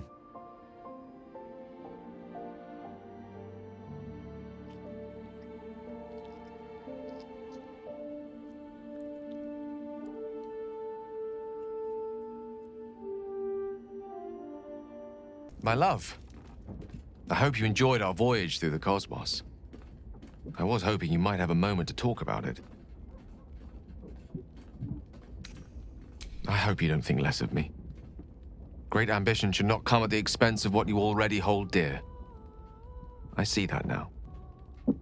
What divine calculus plucked each of us from the ether and thrust us together. I don't deserve you, truly. But I will do my utmost to earn the right.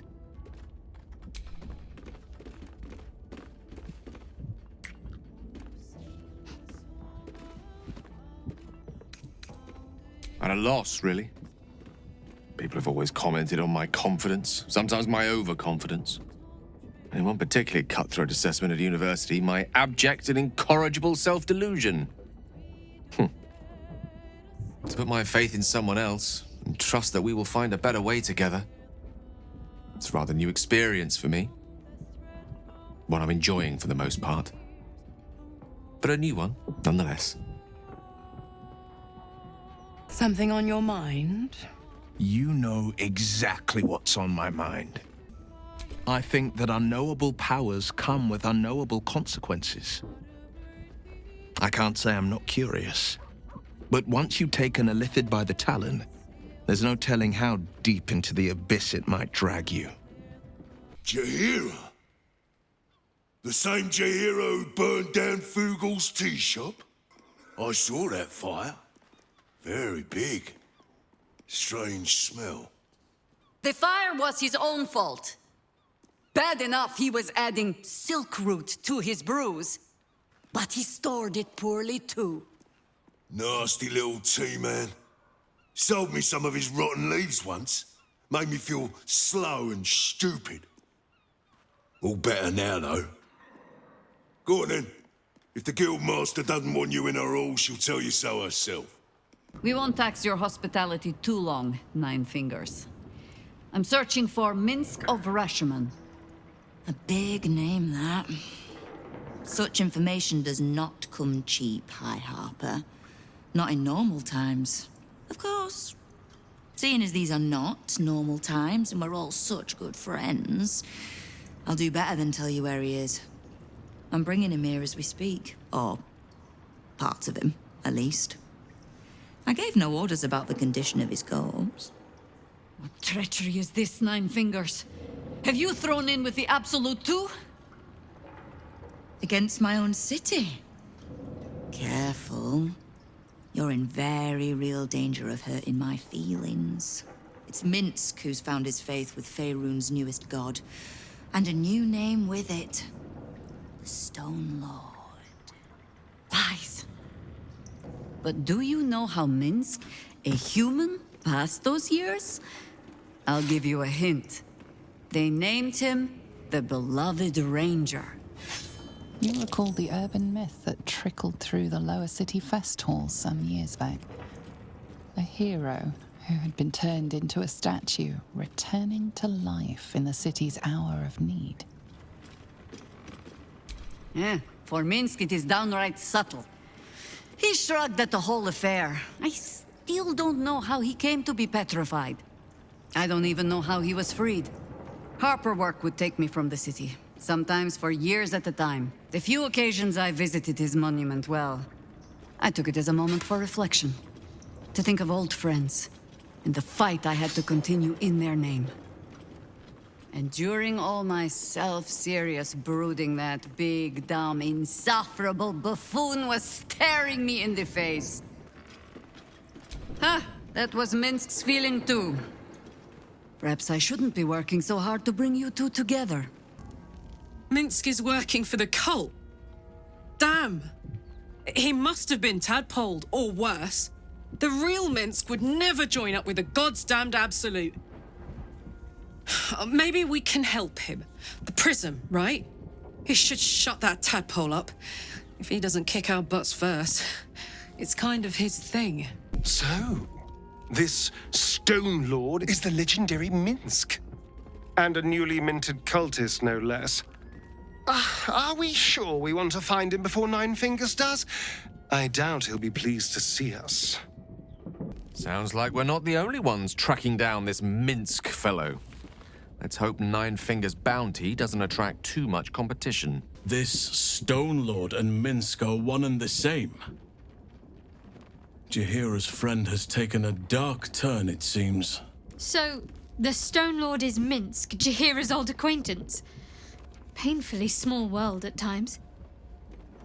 My people tell tales of Minsk and his ferocious hamster Boo to frighten our children. Beware loud men with purple scalps and ugly rodents, for they think of you as evil and will kill you on sight. It is amusing to hear that the legendary ranger has become as much a terror in his own city as he is in the Underdark. Minsk, the Great Ranger. He's alive and infected. Else, we need to act.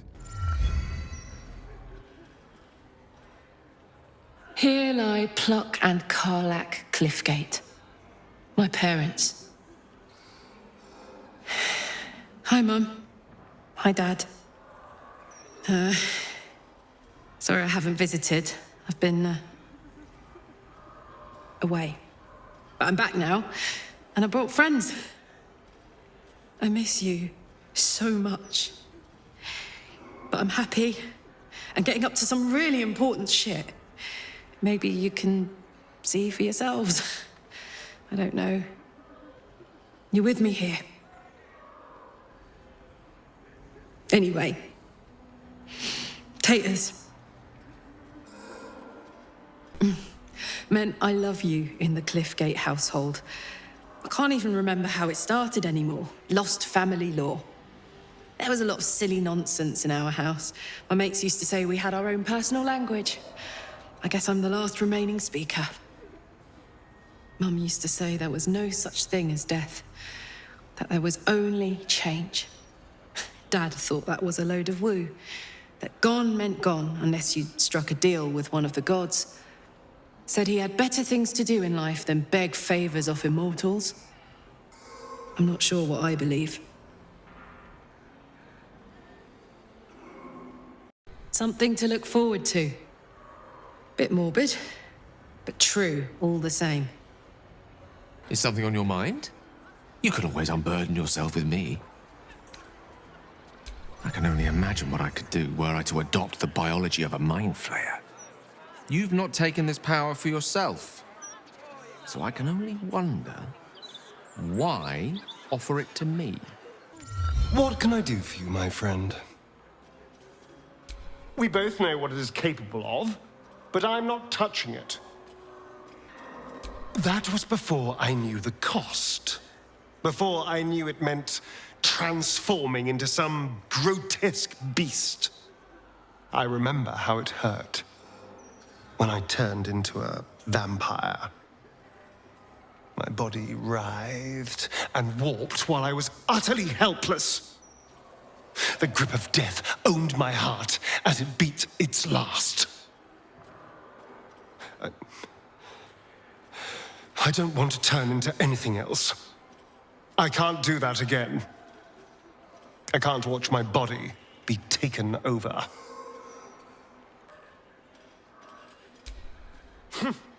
I'll happily murder my way to whatever powerful artifacts we can make use of. Point at the back, and I'll stab. Just don't ask me to sacrifice my body. It hasn't been mine for so long. Karlach, you're looking well. Would be a lot better if you'd find a way to fix this engine, Damon. I haven't stopped trying, but all roads lead to a dead end. Sorry, I didn't mean... Never mind. Glad you're all right in any case. Nice forge you've got here. Best I've had in years. Mistress of the house lets me operate from here for a fair price. I'd be lying if I said I wasn't happy. Good. Someone should be. Mistra has a shrine within the city, located in the Storm Shore Tabernacle, if my memory serves me. Do whatever you need to, but I shan't be paying my respects to any of the gods on show. You never felt the call of the divine, Astarion? Oh, I tried them all. None of them answered. Probably best if I keep a low profile. They used to know me all too well at the elf song. I wonder if our paths ever crossed in the before times. Were you always so sneaky? None of this makes sense. I haven't survived for 2 centuries by being reckless, and I hope to survive at least 2 more. Yeah, don't rub it in. I gave my return to Baldur's Gate a lot of thought. I never pictured this, though. Oh, what did you have in mind? A quiet party? Toasting a return with a few good friends? Less quiet party with friends, more days of hedonistic debauchery. But otherwise, yes. Sounds like a recipe for disaster. But you know what? I'm learning to enjoy the taste of chaos. Count me in. And Karlach, we have a little one on the way.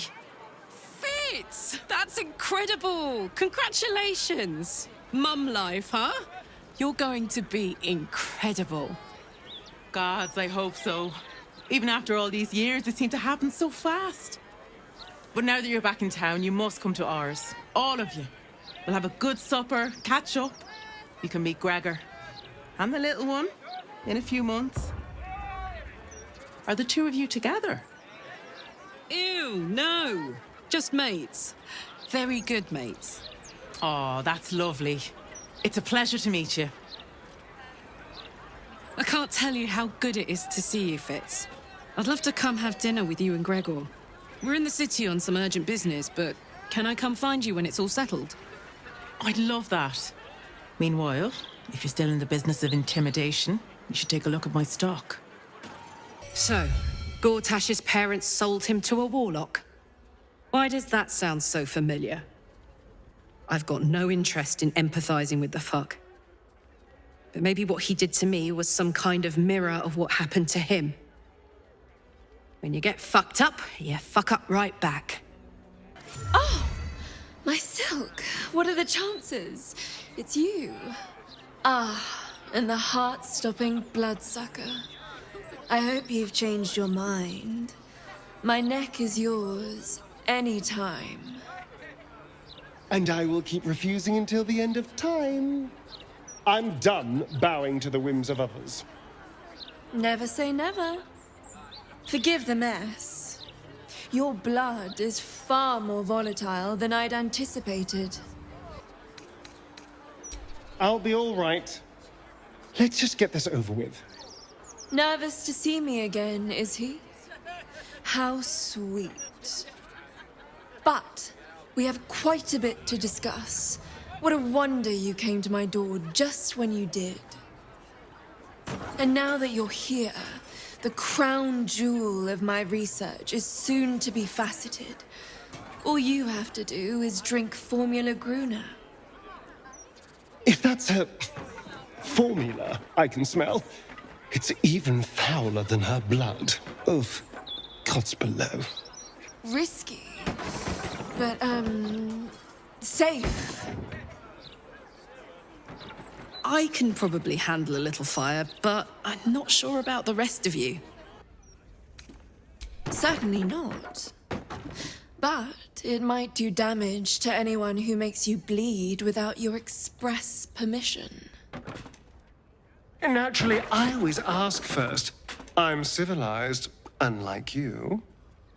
There are other necks available for biting, of course, if you were so inclined. No. This one will not aid our cause. Get rid of him. Don't be foolish. He is too unpredictable. He will only be a hindrance to us. No, I will not be coerced into protecting him. You do not see what I do. His thoughts, his mind, pure chaos. The mind flare pours poison in your ear, I think. Tell it I will tear the prism from your grasp and throw it into the deepest lava pit I can find. Long after our bones are dust and ash, the walls of its prison will still be burning. Now help my friend! She bluffs. Surely she would not risk the fate of all for a simple life. Fine. Have it your way. His mind unfolds beneath yours. A still lake pulls you down into its depths. Images flash by, battles fought, and friends fallen. His rage grows colder, burrows deeper as a familiar face crystallizes before you. Jaheira, you killed her! You are being dramatic. Something vast and nameless falls away from his mind. There. It is done.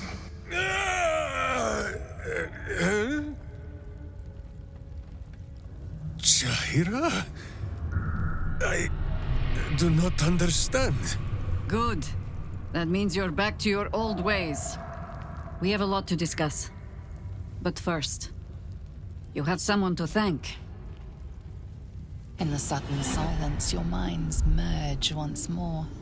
More memories, sensations, but passing too quickly for you to track. In the same breath, you share everything that happened to you. The Nautiloid, the Absolute, the chosen of the dead three. You saved Minsk. While he danced like a mind flayer's meat puppet. Why? A level head and a kind heart. It is well that Boo kept me from crushing either. I would be rid of this parasite. Minsk takes orders from only one tiny beast, and he is much cuter than any mind maggot. He is... Where is he?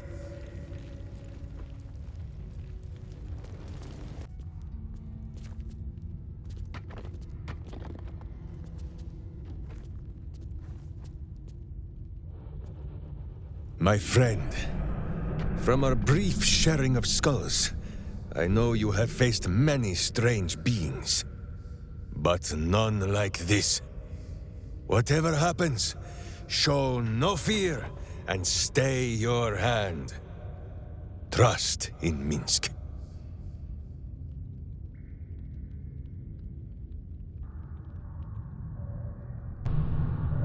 Minsk finds that the less thinking he does, the easier the trusting comes.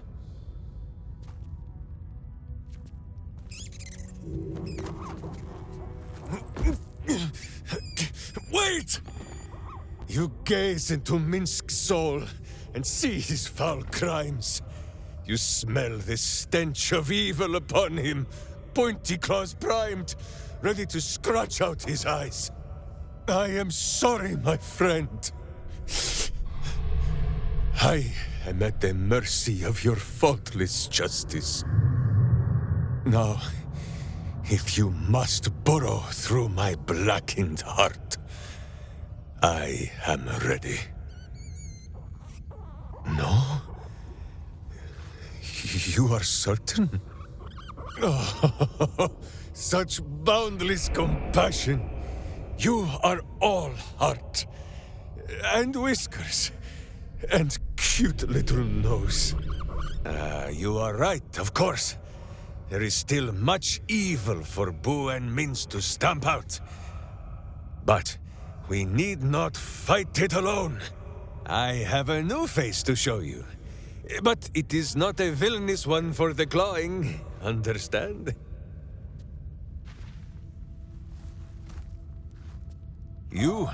This is Boo. And Boo, meet you? No, it is a hamster. A miniature giant space hamster. Fear not, you will learn the difference in time. Those villains locked Boo away, lest his righteous gaze cause their tadpole to flee in terror. Now we are together again. All will be exactly as... Boo, why do you use such language? Once more, my hamster proves himself my greater half, and makes the path clear when my mind is fuzzier than his tiny bottom. He says we will join with you, and cleanse Baldur's Gate of Evil. Together! Minsk puts on quite a show of brawn, even if there's no brain worth mentioning. I mean, I hate to judge the proverbial book, but that oaf may be all cover and no pages. Fine lodgings you have found, my friend. Who is already in negotiations with the guardian spirits of this place. In Baldur's Gate, they are likely to be rat-formed and eager to charge rent. But Boo shall secure safe slumber for all. Now, what do you need of Minsk? So dark an alliance sealed with Zentish contracts, cultish vows, and a dragon's shining horde. You think Minsk could forget? You are correct. I have no idea what any of that was about. But we shall simply... Boo! Why do you gnaw at my soft parts? I am trying to...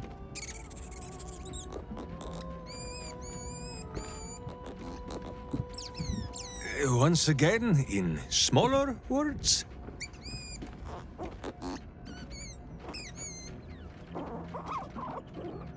I see. This truth you seek. Boo believes that Minsk is knowing more than Minsk knows. But it is a difficult thing.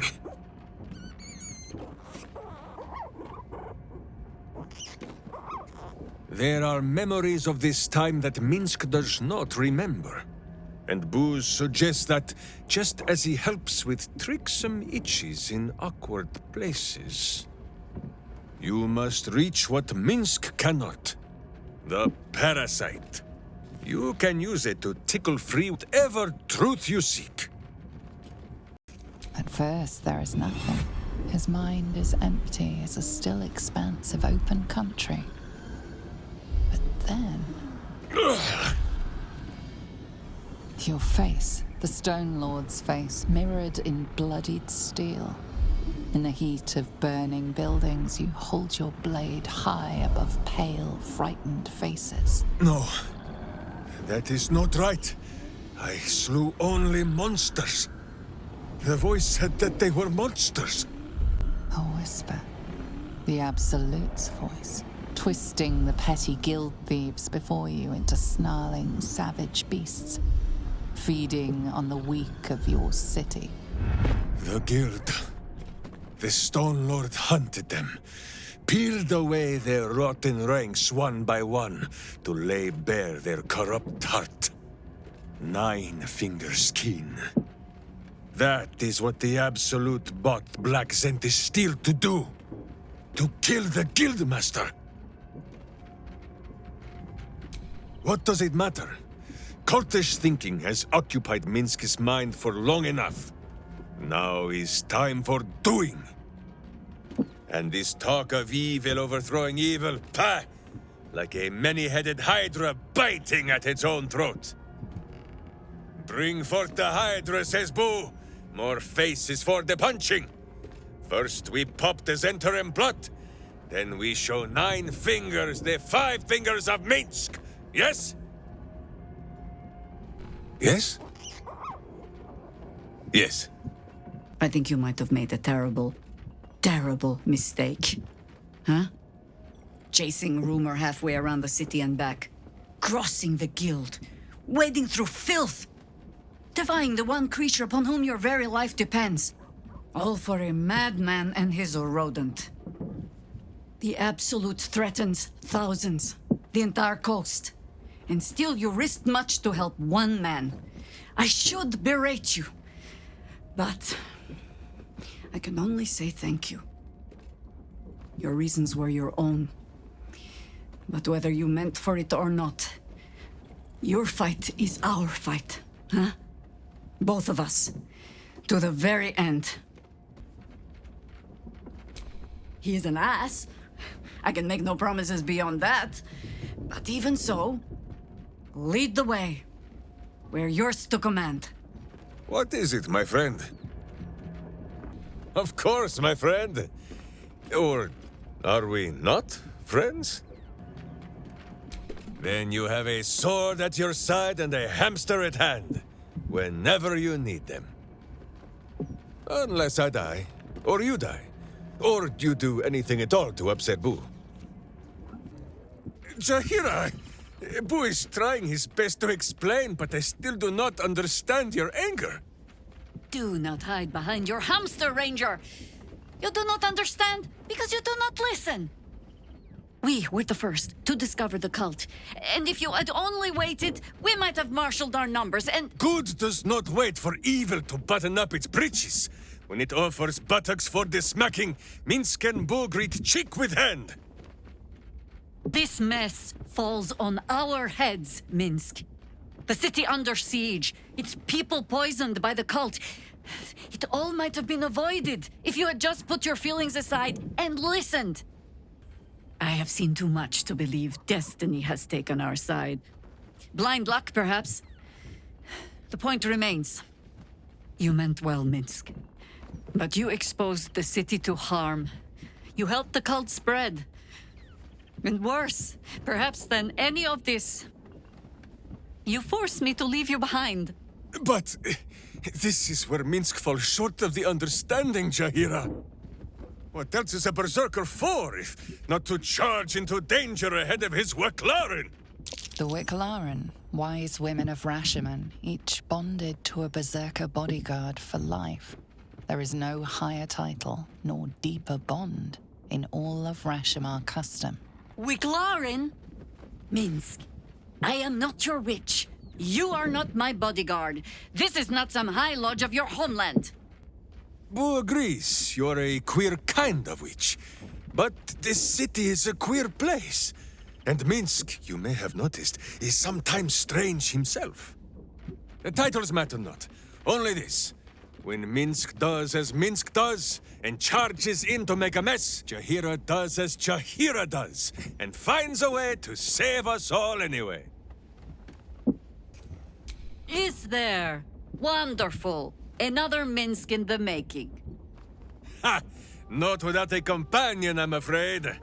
Boo will ask some of his sewer-dwelling friends. I am your friend, Ranger. I am not your witch. There will be no ointments or healing balms. Not even for Boo? So, we can add one bald wall of muscle to our little group. I'm sure he'll come in handy. Maybe as a doorstop. Minsk seems quite the, enthusiastic ally. Would all do well to remain on his good side. And out of the range of his fists. Minsk just joined our team. This is the best day of my life. Minsk has great heart. We shall need the likes of him for the trials to come. I will fight alongside Minsk. But if he so much as refers to my butt, let alone attempts to kick it, I will skewer that damned hamster of his. Boo seems like a worthy addition to our group. His pet, Minsk, may prove useful also. On this matter of sharing memories, I see no reason for us to worry at one another's worms. If there is more we wish to know, we can simply ask, no? Is it power? True, it has made Minsk strong. Boo can scarcely get comfortable, so firm has my physique grown.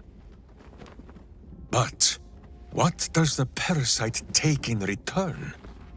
It is a horror wrapped in honey. Stay your sweet tooth, says Boo. My Dajema, a warrior's quest of proving. Minsk quickly proved that quests do not always go as the stories say. After wandering a ways and some savings of the Sword Coast, Minsk returned to Rashomon to find a welcome fit for hamsters and heroes. The Iron Lord himself came to bear witness to Boo. Minsk of Rashomon, said he, your Dajema is done. Minsk politely disagreed. Dinah here was dead, and so his Dajema could never be done. Then swear your service to me, Minsk of Rashomon, said he. Serve your land as your lord's chosen champion. Minsk politely disagreed. It was a little awkward, but he had already sworn his service to Boo. Minsk of Rashomon, said he, you insult your Iron Lord. We will settle this matter in the circle of combat. It was only polite for Minsk to agree.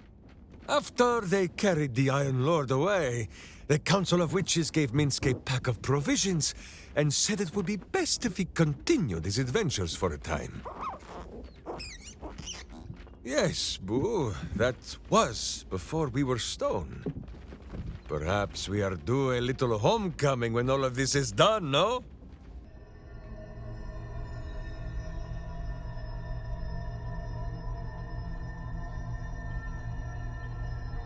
They say that home is where a person can be their truest selves, without guile, without pretense. And now that you have seen where I come from, you know all there is to know about me. At least, all that matters. The flavors of my favorite fiddlehead soup, should you wish to experience it for yourself. The very first reward I gifted myself on completion of my first adventure. The garments with which I concealed and later constructed my appearance as the Emperor. We spoke of my relationship with Duke Berlin Stelmane, a story I have told no one else. I have no more secrets from you. No need to resort to subterfuge. We are true allies now, working towards a common goal. The only way we were ever going to get close enough to the brain to destroy it was by working together. But few would trust a mind flayer.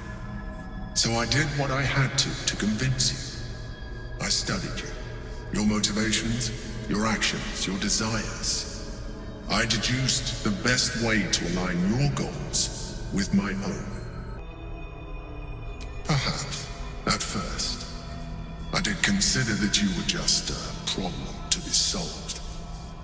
And not an easy one at that. But I persisted. I needed your absolute dedication to the cause.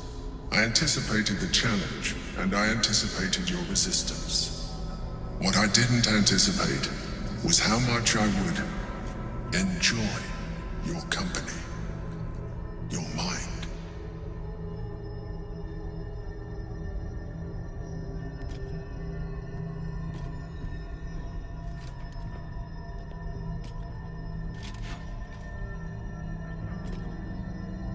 Sometimes, I felt almost like we were dancing our way towards something deeper. Would you like that? If only you knew. But why conceal it? You may as well see for yourself.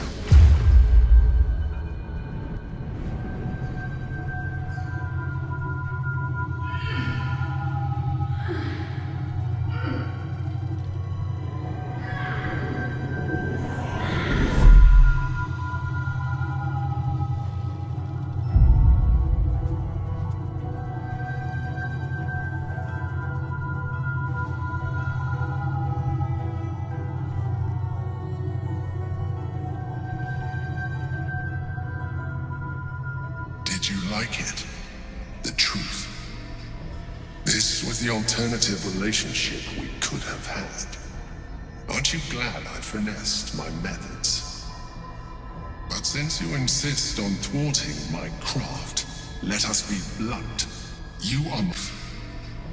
This was the alternative relationship we could have had.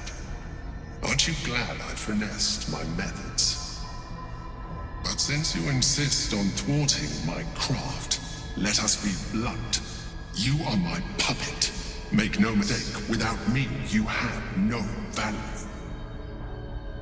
You will take me to the brain because you have no other choice. And once we are there, you will do exactly what I tell you to. And you would do well to reconsider unlocking your potential. Your puerile attachment to your material form jeopardizes us all. If I must, I will force you. We are done here. Wait, you? What in shadows have you come back for? You have been the subject of many wrinkled brows between my hamster and I, Sir Bankerbeard. On the one hand, you are clearly evil and deserving of a mouthful of righteous knuckle. But, on the other hand, the one in which Boo sits and pleads your case. At the time of our last meeting, Minsk was the evil one. So, we are not agreed on whether we will return here and feed you to a mimic yet. I see. Well, by all means, keep me up to date. Kind of you to take the Zentarim down first. That doesn't make us friends. Come on then, Stone Lord. If you mean to take my chair, you'll get no better chance than this. Minsk has no interest in your furniture, Nine Fingers. Only in the wicked rump that fills it. What? You have been a stone in this city's boot for too long. And it will be no Stone Lord who reaches twixt Baldur and sticky toes to dislodge you. It will be Minsk! I haven't got the slightest idea what he's trying to say. Proof that he is back to normal, no? A bizarre tale. But it fits this idiot, somehow. But if he's back to himself... Good. I'd rather you die as Minsk the Mad Rashimar. It's silly, but... Do you know? You were something of a hero of mine when I was young.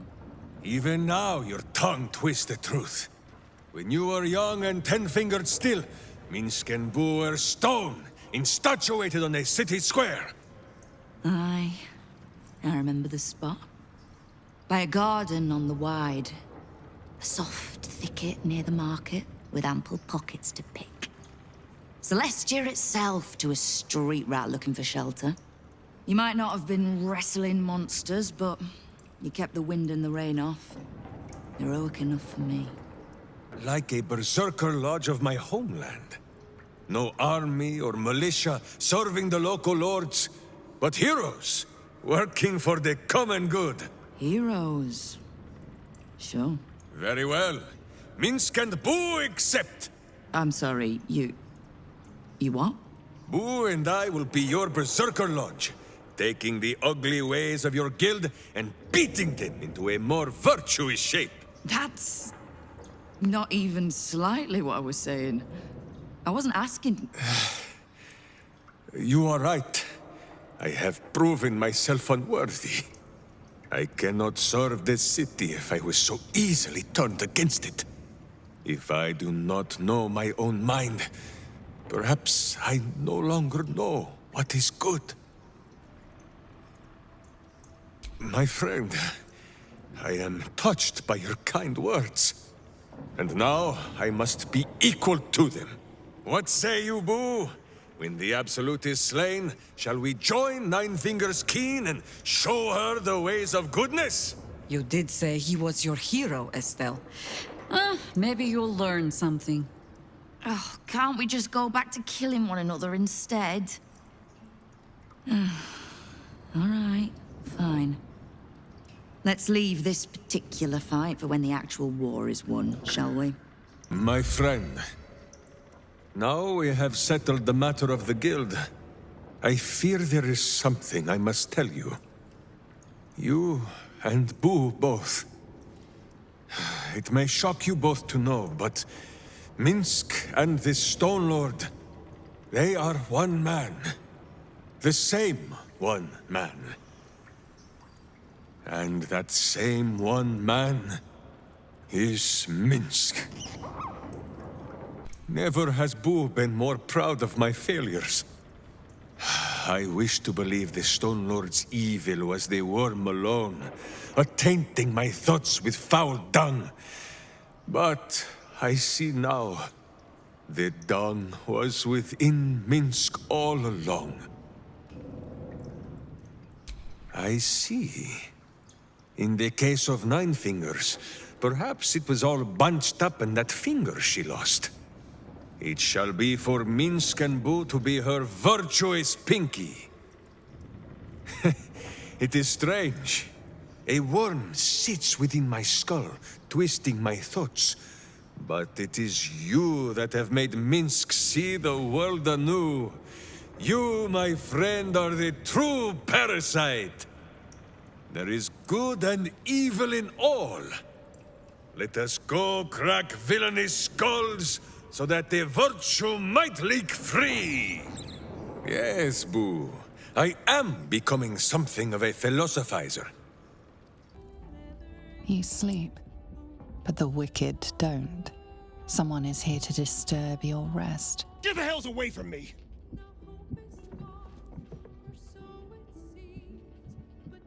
Peace, brother.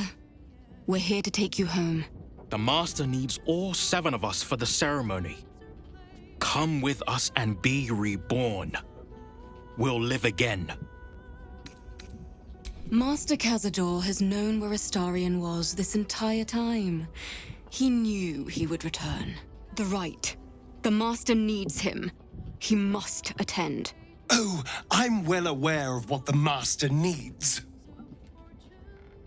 But don't we deserve better? Better? What do you mean, better? After all these centuries of torment, I know what you all want. More than power. More than to walk in the sun. You want to see him dead. The rite of profane ascension will be mine. And he won't see a scrap of its glory. I am going to complete the ritual as the Ascendant, and then I am going to kill him! This is your chance. Stand with me. Name me your new master. We will get our revenge. And you will all live again. His liar's smile spells danger. He knows full well that his kin will die in the ritual, but if any of the bearers of the scar die before the ritual begins, he will lose his chance to perform the rite himself. He needs them to run willingly to their deaths, thinking they stand a chance against their master. Enough! Enough talk and enough lies. You were always weak, brother. We don't follow weak.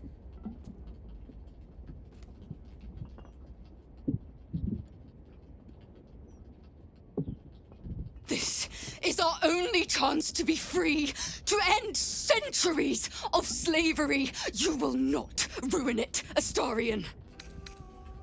You don't know what it was like.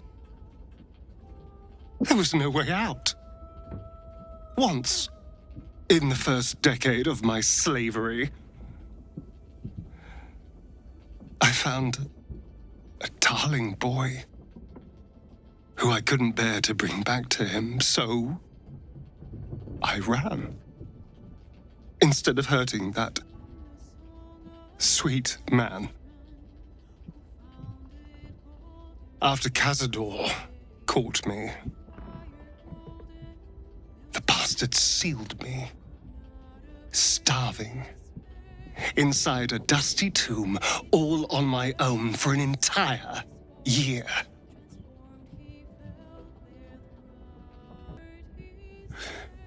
A year of silence. Months of scratching my hands raw, trying to carve my way out. More months of not moving at all.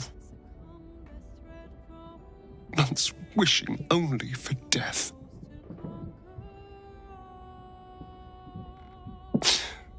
So don't you ever judge me for doing what Cazador ordered. Nothing can make up for that. Not even Cazador's death. But to steal his life's work.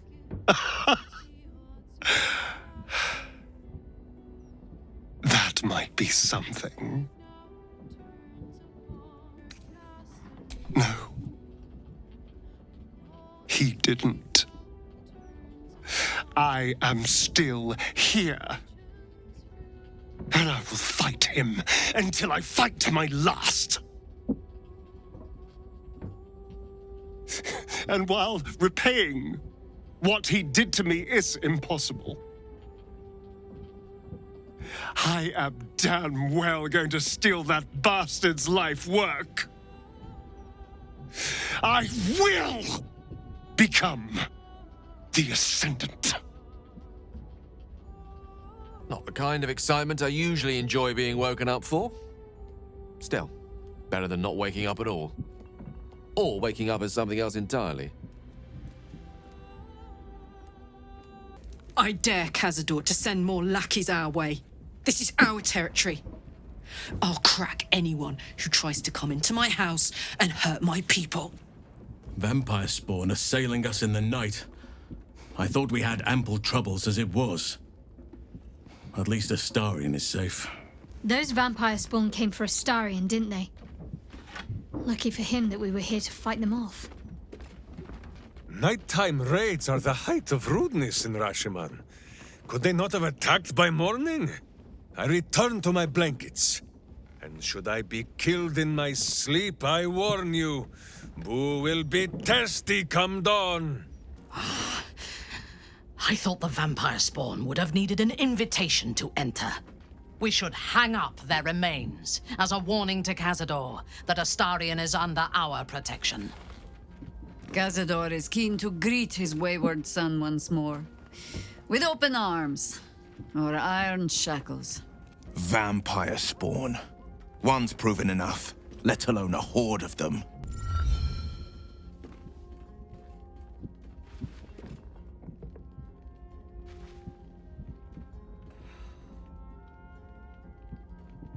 The pleasure of torment. The torment of pleasure. You're forever marked. Can't you feel it?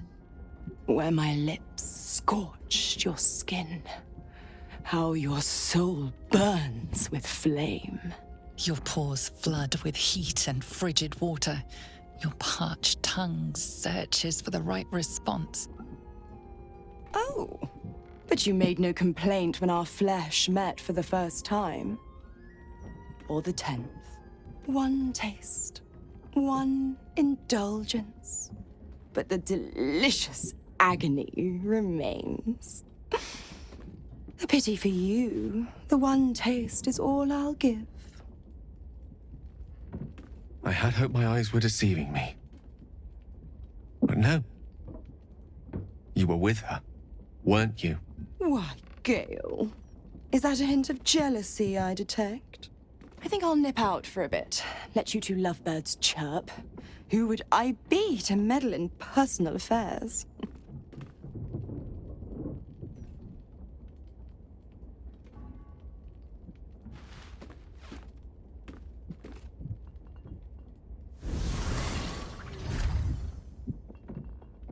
I thought we shared something special. I truly did. Clearly, I'm nothing but a smitten fool. I'm smarter than that, and so are you. It's part of what drew me to you. Well, so long as you were able to indulge yourself, I suppose nothing and nobody else matters. Ugh. I'm smarter than that. It's part of what drew me to you. Some mistakes can't be resolved with an apology. Some mistakes you have to carry with you forever. No, of course she didn't. Why would I want anyone but you? I've misjudged the situation. I gave my heart over to you too freely, and now it has been wounded. A mistake I shall not repeat. As you say, perhaps others could turn the other cheek, but I'm not that sort. It's for the best, to spare further heartache. If only your mind had been so set last night. But alas, that bell cannot be unrung. Diminish my feelings if you wish, but do not expect me to take this lying down. That's more your style from what I can tell. My trust in you is broken. You still have me as an ally. But anything beyond that was just a fleeting dream. One from which I have now awoken. Are you all right? If you need me, just say the word. Yes, my love? Hush, hush. I hear footsteps, trip-trapping on the murder lord's stone. lied to me. It lets the tyrant live and comes crawling into Baal's sanctum instead. I know what you did. Spilled my grandfather's crimson. He was mine. He showed me how to slice and slit. He guides my dagger still. Oh, did it think it could protect? Did it think it could save? Only the blades can offer salvation. You do not lie, underling. It is your blood I am destined to spill. Your death spit will stain these walls, little lamb. Your murder should have been exquisite. A crypt-born effigy to greet Baal's bleeding dawn. And now it will be nothing. Come to me, Father. Set my flesh to your unholy purpose.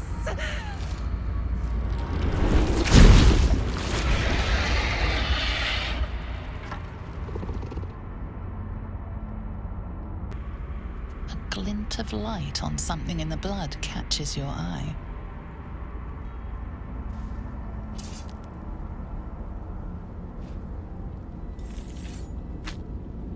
A nether stone.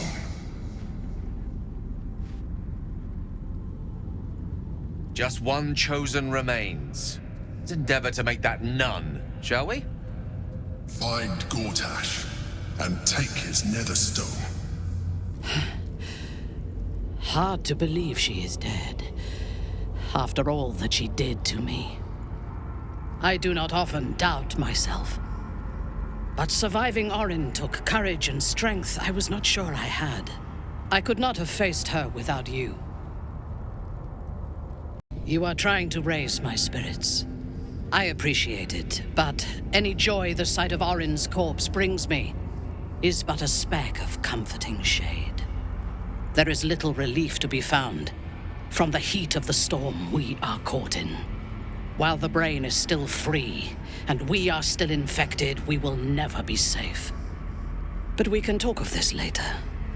For now, let us be glad that we still draw breath, and that Orin does not. Orin was a monster, whatever her form. I suppose growing up somewhere like this would make a monster of anyone. Another ball spawn buried by our hand. Baal should learn better than to send his offspring against us. They might as well be babes, dropped bare bottom into the Rashiman winter. My head is pounding. To think I was taken captive by that disgusting creature. An error I'm glad you swiftly rectified. To camp. I will not let my guard slip again. I swear by Mother Gith's scion. It is not in a Githyanki's nature to say thank you. Our language doesn't even have a phrase for it. Kraith Khan Jan is the closest equivalent I know. May your enemies know agony. But after releasing me from Orin's grip, there is only one proper response. Thank you. Sincerely. Well, good then. Let's carry on. Hells take that Baal freak. She would have bled the whole world just for the fun of it. We've got her netherstone now. One step closer to getting the netherbrain under control. Good riddance to the shape changer. Couldn't have happened to a worse wretch. The blight that was Orin has been purged from the world. And we have another netherstone also. A significant step towards stopping this evil, once and for all. That's Orin dealt with. Good riddance. Now that we have her netherstone, we're one big step closer to finishing this. Once and for all. I would be lying if I told you I was certain we would walk out of that temple alive. We faced Baal there once before, and I was not ready to count on luck a second time. But luck had no part in it. Just you. And now it is Gortash's turn. We'll need his stone to finish this. However you plan to acquire it. So let us go pay Lord Lyre a visit. Baal's chosen has been bled. May her torment be tenfold of that which she inflicted.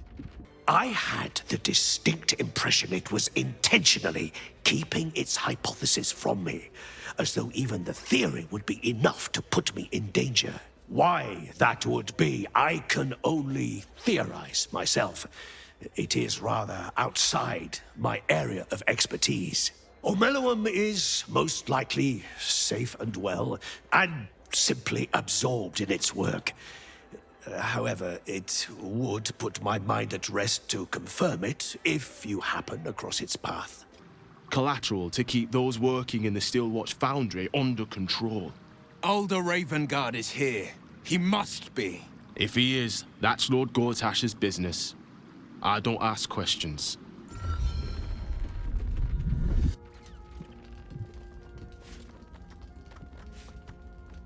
Queen Vlaakith. Skra! You are a Sharlach, and still you speak my name. I've seen the captive Orpheus with my own eyes. Spoken to Gestil Kithrak Voss. You lied to us. Enslaved us. The betrayer Voss lies! I have only a moment, and you, Hasharlach, will listen. We are Githyanki. We move mountains. We snuff out stars. We shake the plains. The traitor Voss has lied to you. The heretic prince would shatter us in an instant. The great dominion shrunk to the head of a pin. Can this be true? Is the Githyanki prince really a threat to his own people? Or simply a challenge to Vlaakith's rule? Return to the astral prism. Slay Orpheus the Pretender. Serve me, and I will ascend you. You will be no mere warrior, nor Kithrak. You will be Barta Vlaakith, commander of dragons. My only, my chosen. A final chance. Kneel before me. Make your promise. lae'zel's thoughts become yours. The sight of Orpheus looms over her mind. Voss's words echo within it. She means to forever turn her back on Vlaakith. I gave you my faith, and you called me traitor. I gave you my life, and you ordered your knights to hunt me. I have witnessed too much, and you have given me too little. Finally, I can see. Orpheus will live, and I will hear his creed. This is my word. Your word is nothing! You are nothing! The Kithraki will bring you. I will tear your flesh from your bones and devour your skull's marrow while you beg for death. I will consume you. I will unmake you.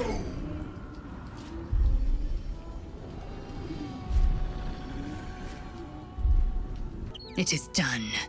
There is no going back. As long as the Undying Queen reigns, I am never to soar unbound over the astral sea, never to cross the one in the void. As it should be. Better a short life built on truth than immortality woven of lies. Better to unite the Githyanki under a prince who would free their minds and honor their bodies. So why do I feel so bitter? Vlaakith has upended lae'zel's whole existence. Everything she knew to be true, every plan and aspiration she ever held has been painfully ripped away. Lae'zel's bitterness is born of sadness. She is mourning the loss of the person she once was, and can never be again. How well you've come to know me. But in truth, she didn't take everything. I have what I have gathered for myself. I'm moored to a new regent, a new land, and new allies. Vlaakith cannot unmake she who no longer exists. And so, from the old battle cries is birthed another. Tma Salar Orpheus, ma stilna forging in Yeri. Orpheus is will above all. May the comet blaze my path forward. Orpheus's freedom is my want and my need. To deny his freedom would be to deny my own. There will come a time when I can think about myself beyond the Lich Queen who enslaves the Githyanki and the prince who would liberate them. But that time won't come until the Prince of the Comet flies again. Damn! It can't have been easy for lae'zel to stand up to Vlaakith like that. But there's nothing that woman can't do. Glad to see I'm not the only one on the wrong side of an omnipotent authority figure. lae'zel did well to break free of Vlaakith's manipulations, though I doubt Vlaakith will let such insubordination go unpunished. So, lae'zel's finally seen the light and turned on her mistress. It took a little time, but she got there. Though it's not over yet. Masters rarely let their slaves go without a fight. Everyone else saw the large and leathern Githyanki woman. Yes? We just played host to an undying queen. Oh, and that's without our fine silverware. lae'zel has courage turning her back on a lifetime's belief. As for us, best we stay out of interplanar politics, I think. Orpheus is on his own. But should great Vlaakith come to settle a score with lae'zel, well, I might be convinced to kill her. Undying or not, she was very loud. I didn't think I'd live to see the day when lae'zel turned her back on Vlaakith. But all things considered, good for her. If our traveling companions continue to make poor choices, we will soon have every god in this plane and the next hunting us. lae'zel risks everything with her childish rebellion. Vlaakith's a fearsome one. The sort it's hard to say no to. But lae'zel said it anyway, to her immense credit. She's choosing truth. She's choosing freedom. For her, for Orpheus, for the Githyanki people. I wish I knew a good Githyanki cheer to celebrate the occasion, but the only gift phrases I've picked up are the sweary sort.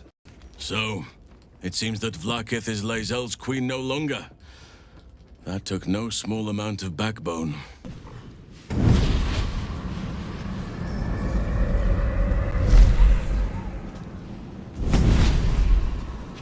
Wyll, my pet, I was hoping you'd bound along.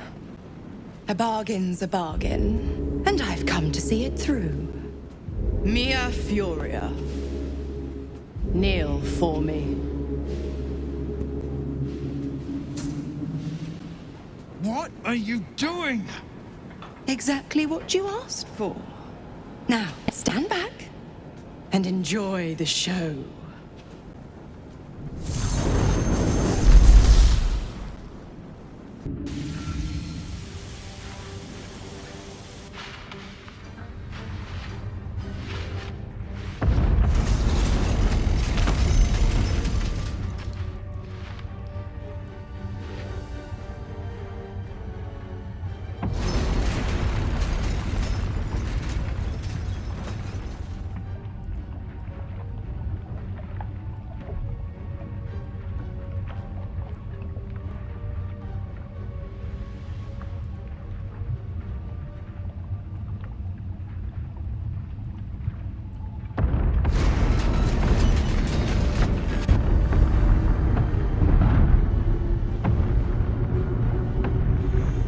Duke Ravengard approaches you, looking confused. He's taghold, but under my protection now, just like you.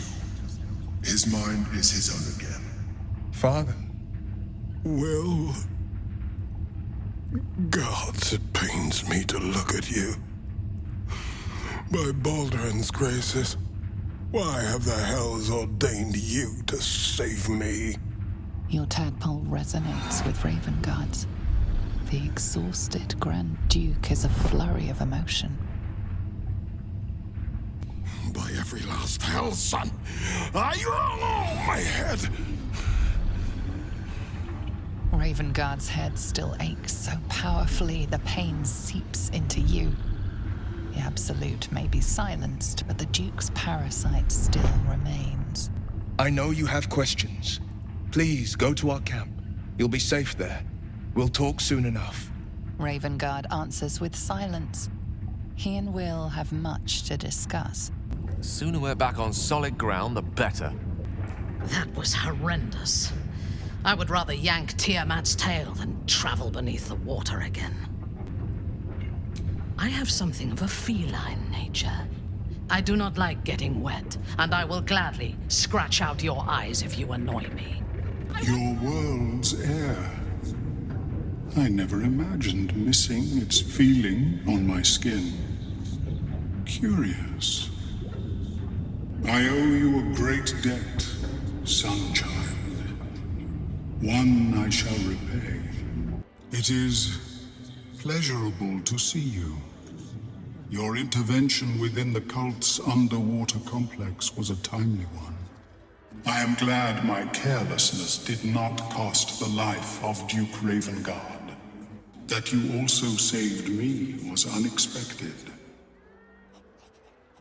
I too feel some warmth at your presence. Your inclination to generosity is an admirable quality, one I wish to reciprocate. So your escape to the Iron Throne was a narrow one? Indeed. I find I now have an irrational fear of deep water. Omelon tells me I have you to thank for its safe return. We know the risks when we go out into the field, but to lose my friend in such a way would have been most disheartening. If there's any conclusion to be drawn from this, I think it's that Omeluum and I are safest back in the Underdark. Our research there must continue. We may not be able to fight on the front lines as you do, but we may yet do some good for those who call it home. We'll depart when this absolute army is defeated. I understand you are involved in the matter.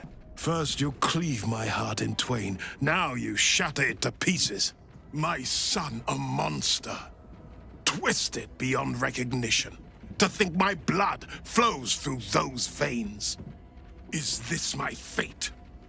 To be freed from Gortash's hell, only to be trapped in yours? It isn't what you think. It never was. You turned your back on me, on your city, to chase the she-devil and her power. She stinks up the place even now. It is exactly what I think. No, please. Father, let me show you. Ravengard's tadpole clenches as your memories and wills flow into him. My tears rooms. I'm in your mind. The Grand Duke sees Mizora and her infernal sisters. He sees the agony in Will's face as an impossible choice is set before him. No. My son. The past becomes present, and Will's thoughts are laid bare. Ravengard sees Wyll partnering with Mizora to defeat Tiamat's cultists before they could lay siege to Baldur's Gate, and he sees everything beyond. The Nautiloid journey, the perilous path to Moonrise, the astral prism, and the Emperor within. Wyll. Everything I did for Baldur's Gate. I did for you. I do. And I should. My son. You sold your soul to save Baldur's Gate, and I cast you out for it. You gave yourself to the Hell's eternal fire so I might walk free. By the gods. Can you ever forgive me? There's nothing to forgive. You wanted to protect the city. I only ever wanted the same. You are a better man than most, and a better son than I deserve. I'll yet make amends, but my duty is first and foremost to the city and its people. There's something I must ask of you. Before I was captured, I was on a mission. Returning from Elturel, I discovered the plans of the Absolutists. I immediately realized the city couldn't defend itself against such an army. I didn't despair, because the city has a secret guardian, a worm that sleeps beneath. He can be called upon in times of great need.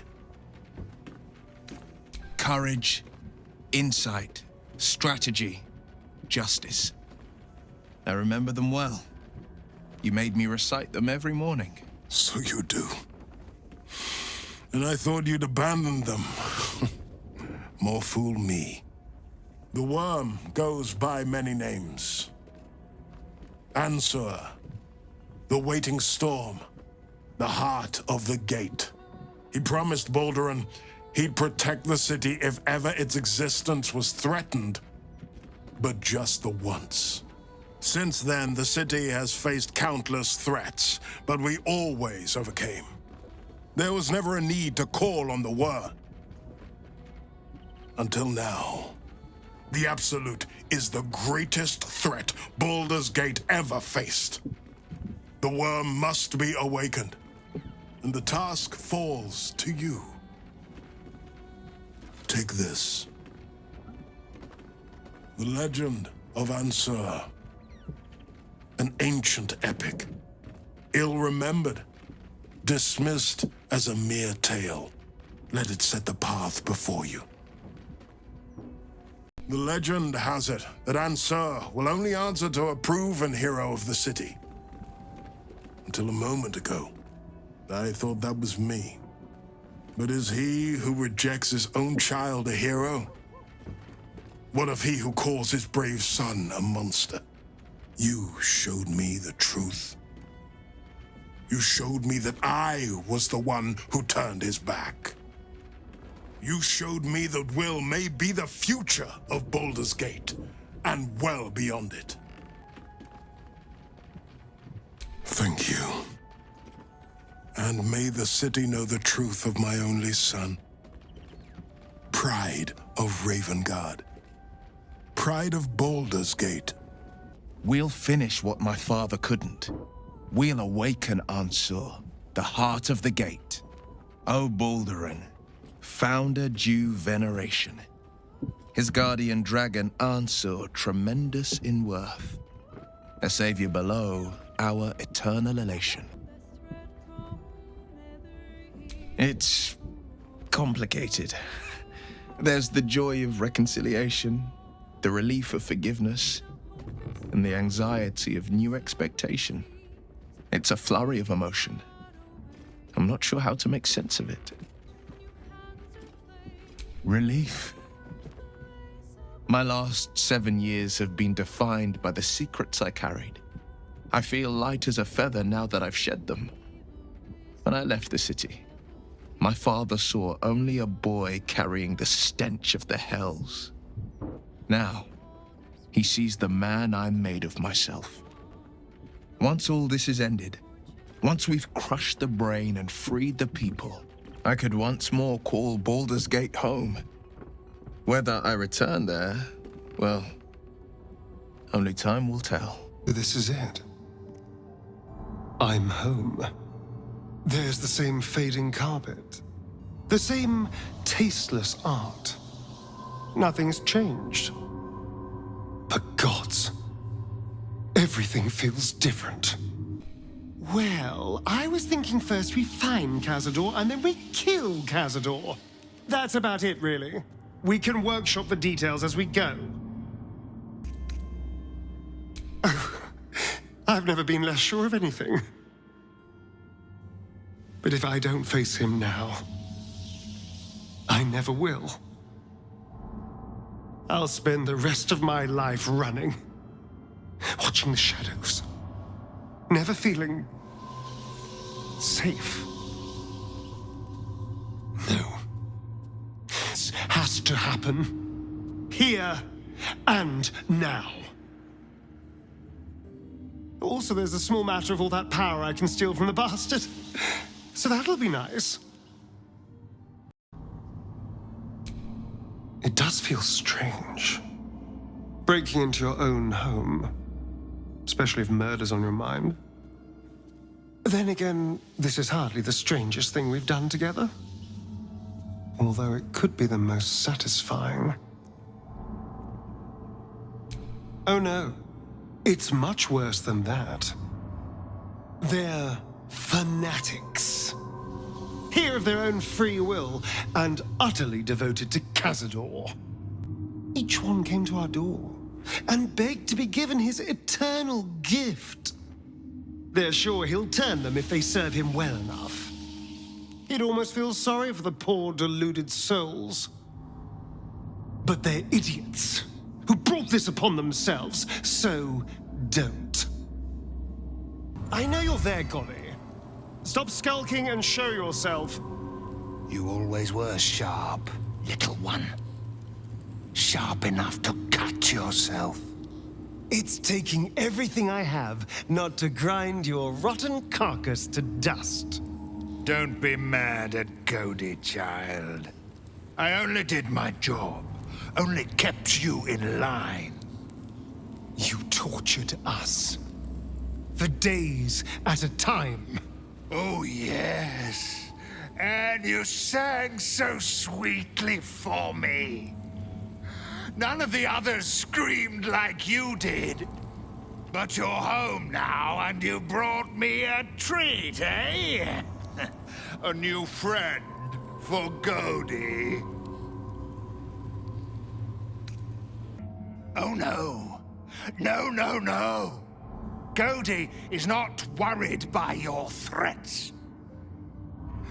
Cody has seen so much worse than you. Oh, things have changed, Goddy. We might surprise you. I doubt it, little one. Come, let's hear you scream one last time. There are some scuffs to show its age, signs of things dragged onto it over the years. But it seems to be in good working order. What in the hells? I never knew this was here. This was always Cazador's private quarters. Only he ever came in here. Well, him and the unfortunate souls we brought to feed him.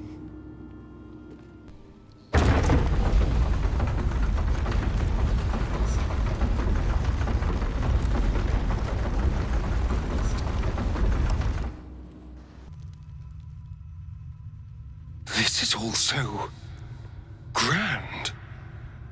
To think, it was just sitting here, lurking under the floor. I don't know. It feels older than that. Who knows how old?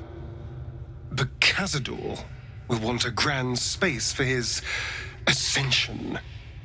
A venue like this feels perfect. Now we just need to see what lies at the heart of this place. This place could use a little sunshine. Keep a close eye for curtains, boo. The living may not be prevented from crossing a vampire's threshold, but that doesn't make us any more welcome. Tread carefully. Approaching the cells, you're met with hollow-eyed faces. There's an almost physical stink of decay and neglect. Hardly. Cazador didn't keep me in luxury, but I've never seen anything like this. How did they get here? What is Cazador doing with them? I should have guessed there was more to it than Raphael would ever have told. You. I know you. You're the one from the tavern. You smiled and joked and got me drunk. No. You're dead. You called me so many sweet things. My name sounded like a lyric on your tongue. Sebastian. You remember me. You were handsome. Shy. You'd never been kissed. You taught me how. And then you destroyed me.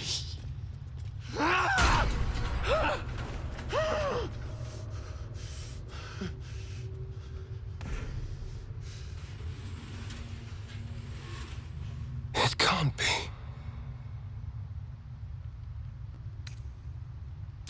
Don't. Not now. I know so many of these faces. They're my conquests. I pursued them, seduced them, and brought them to Cazador. He told us he was feeding on them, but he turned them to spawn.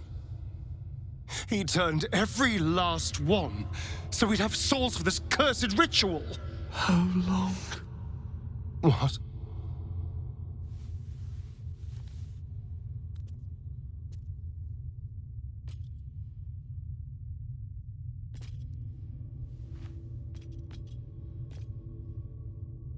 How long have I been down here? 170 years. You were one of my first. My family. My friends. They're gone. You took them from me. You took everything from me. Free. We'll never be free while that monster lives. That's why we're here. To destroy Cazador. You can't. It's not possible. And then? What happens to us? I don't know. I just don't want to die. Whatever you do, just do it quickly. I can't go on waiting. We'll be back. You have my word. Gods above. He kept Sebastian. I should have known what Cazador was capable of. He's played us for such fools. And not just 7 spawn to placate the devil. 7 spawn and 7,000 souls bound to them in blood. Everyone, whoever trusted me enough to let down their guard, innocents, idiots, and the unlucky. It doesn't matter. I will need to sacrifice them all if I want to perform the ritual. Thank you. Yes. This will all be over soon. It's just sickening. Seeing them again. I don't know what else. What? Minsk has the itch that only a butt can scratch. A kicked butt, I mean. Who stands before us? Is this truly our prodigal son? Do not slouch before me, boy. Have you no respect for yourself? Look at you, crawling back after abandoning your family. You should be begging our forgiveness. The cattle know about things of which they know nothing. This ritual is centuries in the making. Nothing shall stop it now. That's what you think, you son of a bitch.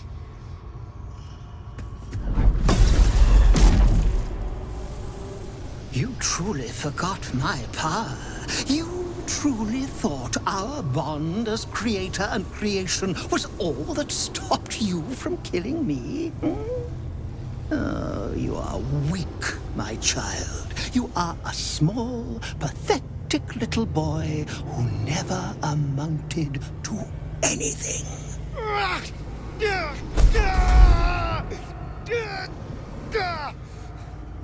But today, you will finally do something worthwhile. You will burn, and I will ascend.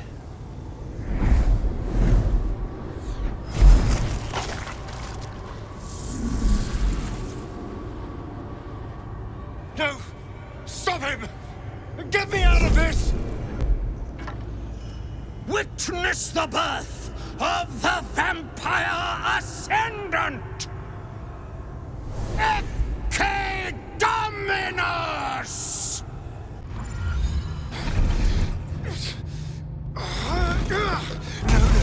No healing sleep for you! Wake up! Get your hands off me, worm! I'm not the one in the dirt.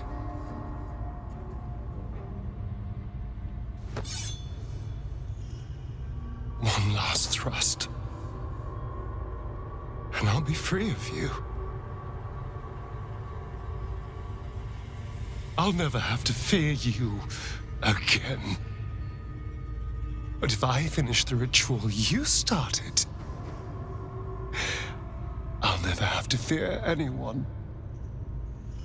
Ever. You think me a fool? That I would allow anyone to usurp me, speak the words, and ascend in my place? The runes I carved into your flesh bind you and all 7,000 souls to the ritual. Complete it, and those bearing the scars will be sacrificed, you included. You are simply a means to an end. I made you to be consumed. I am so much more than what you made me. Get over here. We can do this. Trust me. I know what I'm doing. If we release them, how many people will they kill? Tens of thousands, hundreds of thousands? But if I complete the ritual, think of the power I'll have. With me by your side, we can save the city. We can save ourselves. You can see the fear in his eyes, but also the hunger. The thick smell of blood in the air and the promise of power being so close is intoxicating to him. All he can see is the power of the ritual and the freedom that power brings. The freedom to do anything, to be anything.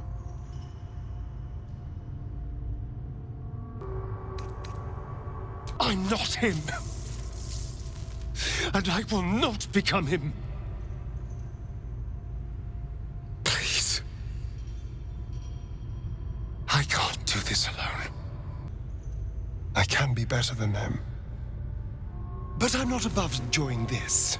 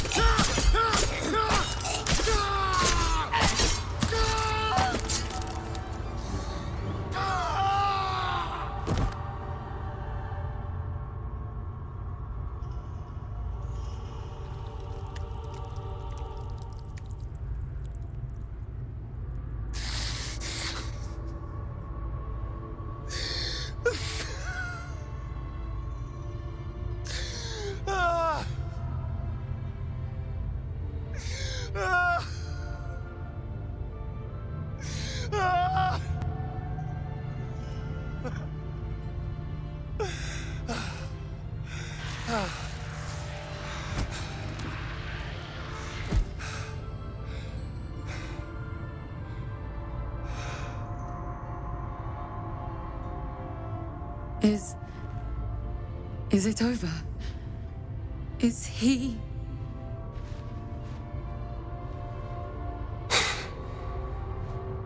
Yes. He's gone. What does that mean for us? It means you have a choice. You can hide here, living in the shadows like parasites. Or you could be more than what he made us to be. You can choose differently, of course. But the consequences are on your head. And what does it mean for them? Now that is a question. Cazador's staff controlled everything during the ritual. If it controls the cells too, you could decide their fate. They may not be the safest types to unleash, but their deaths would have weighed heavy on you. The poor wretches in the cells are innocent. They shouldn't have to suffer just because I lured them here.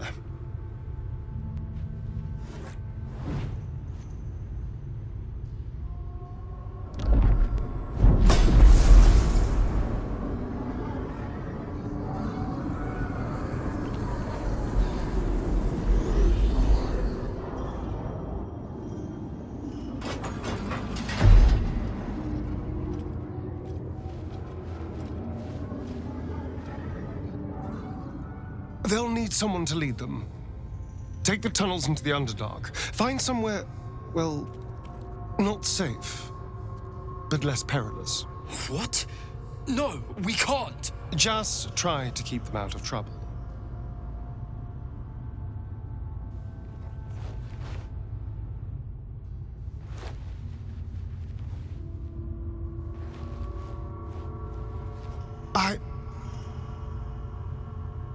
I think we're done here.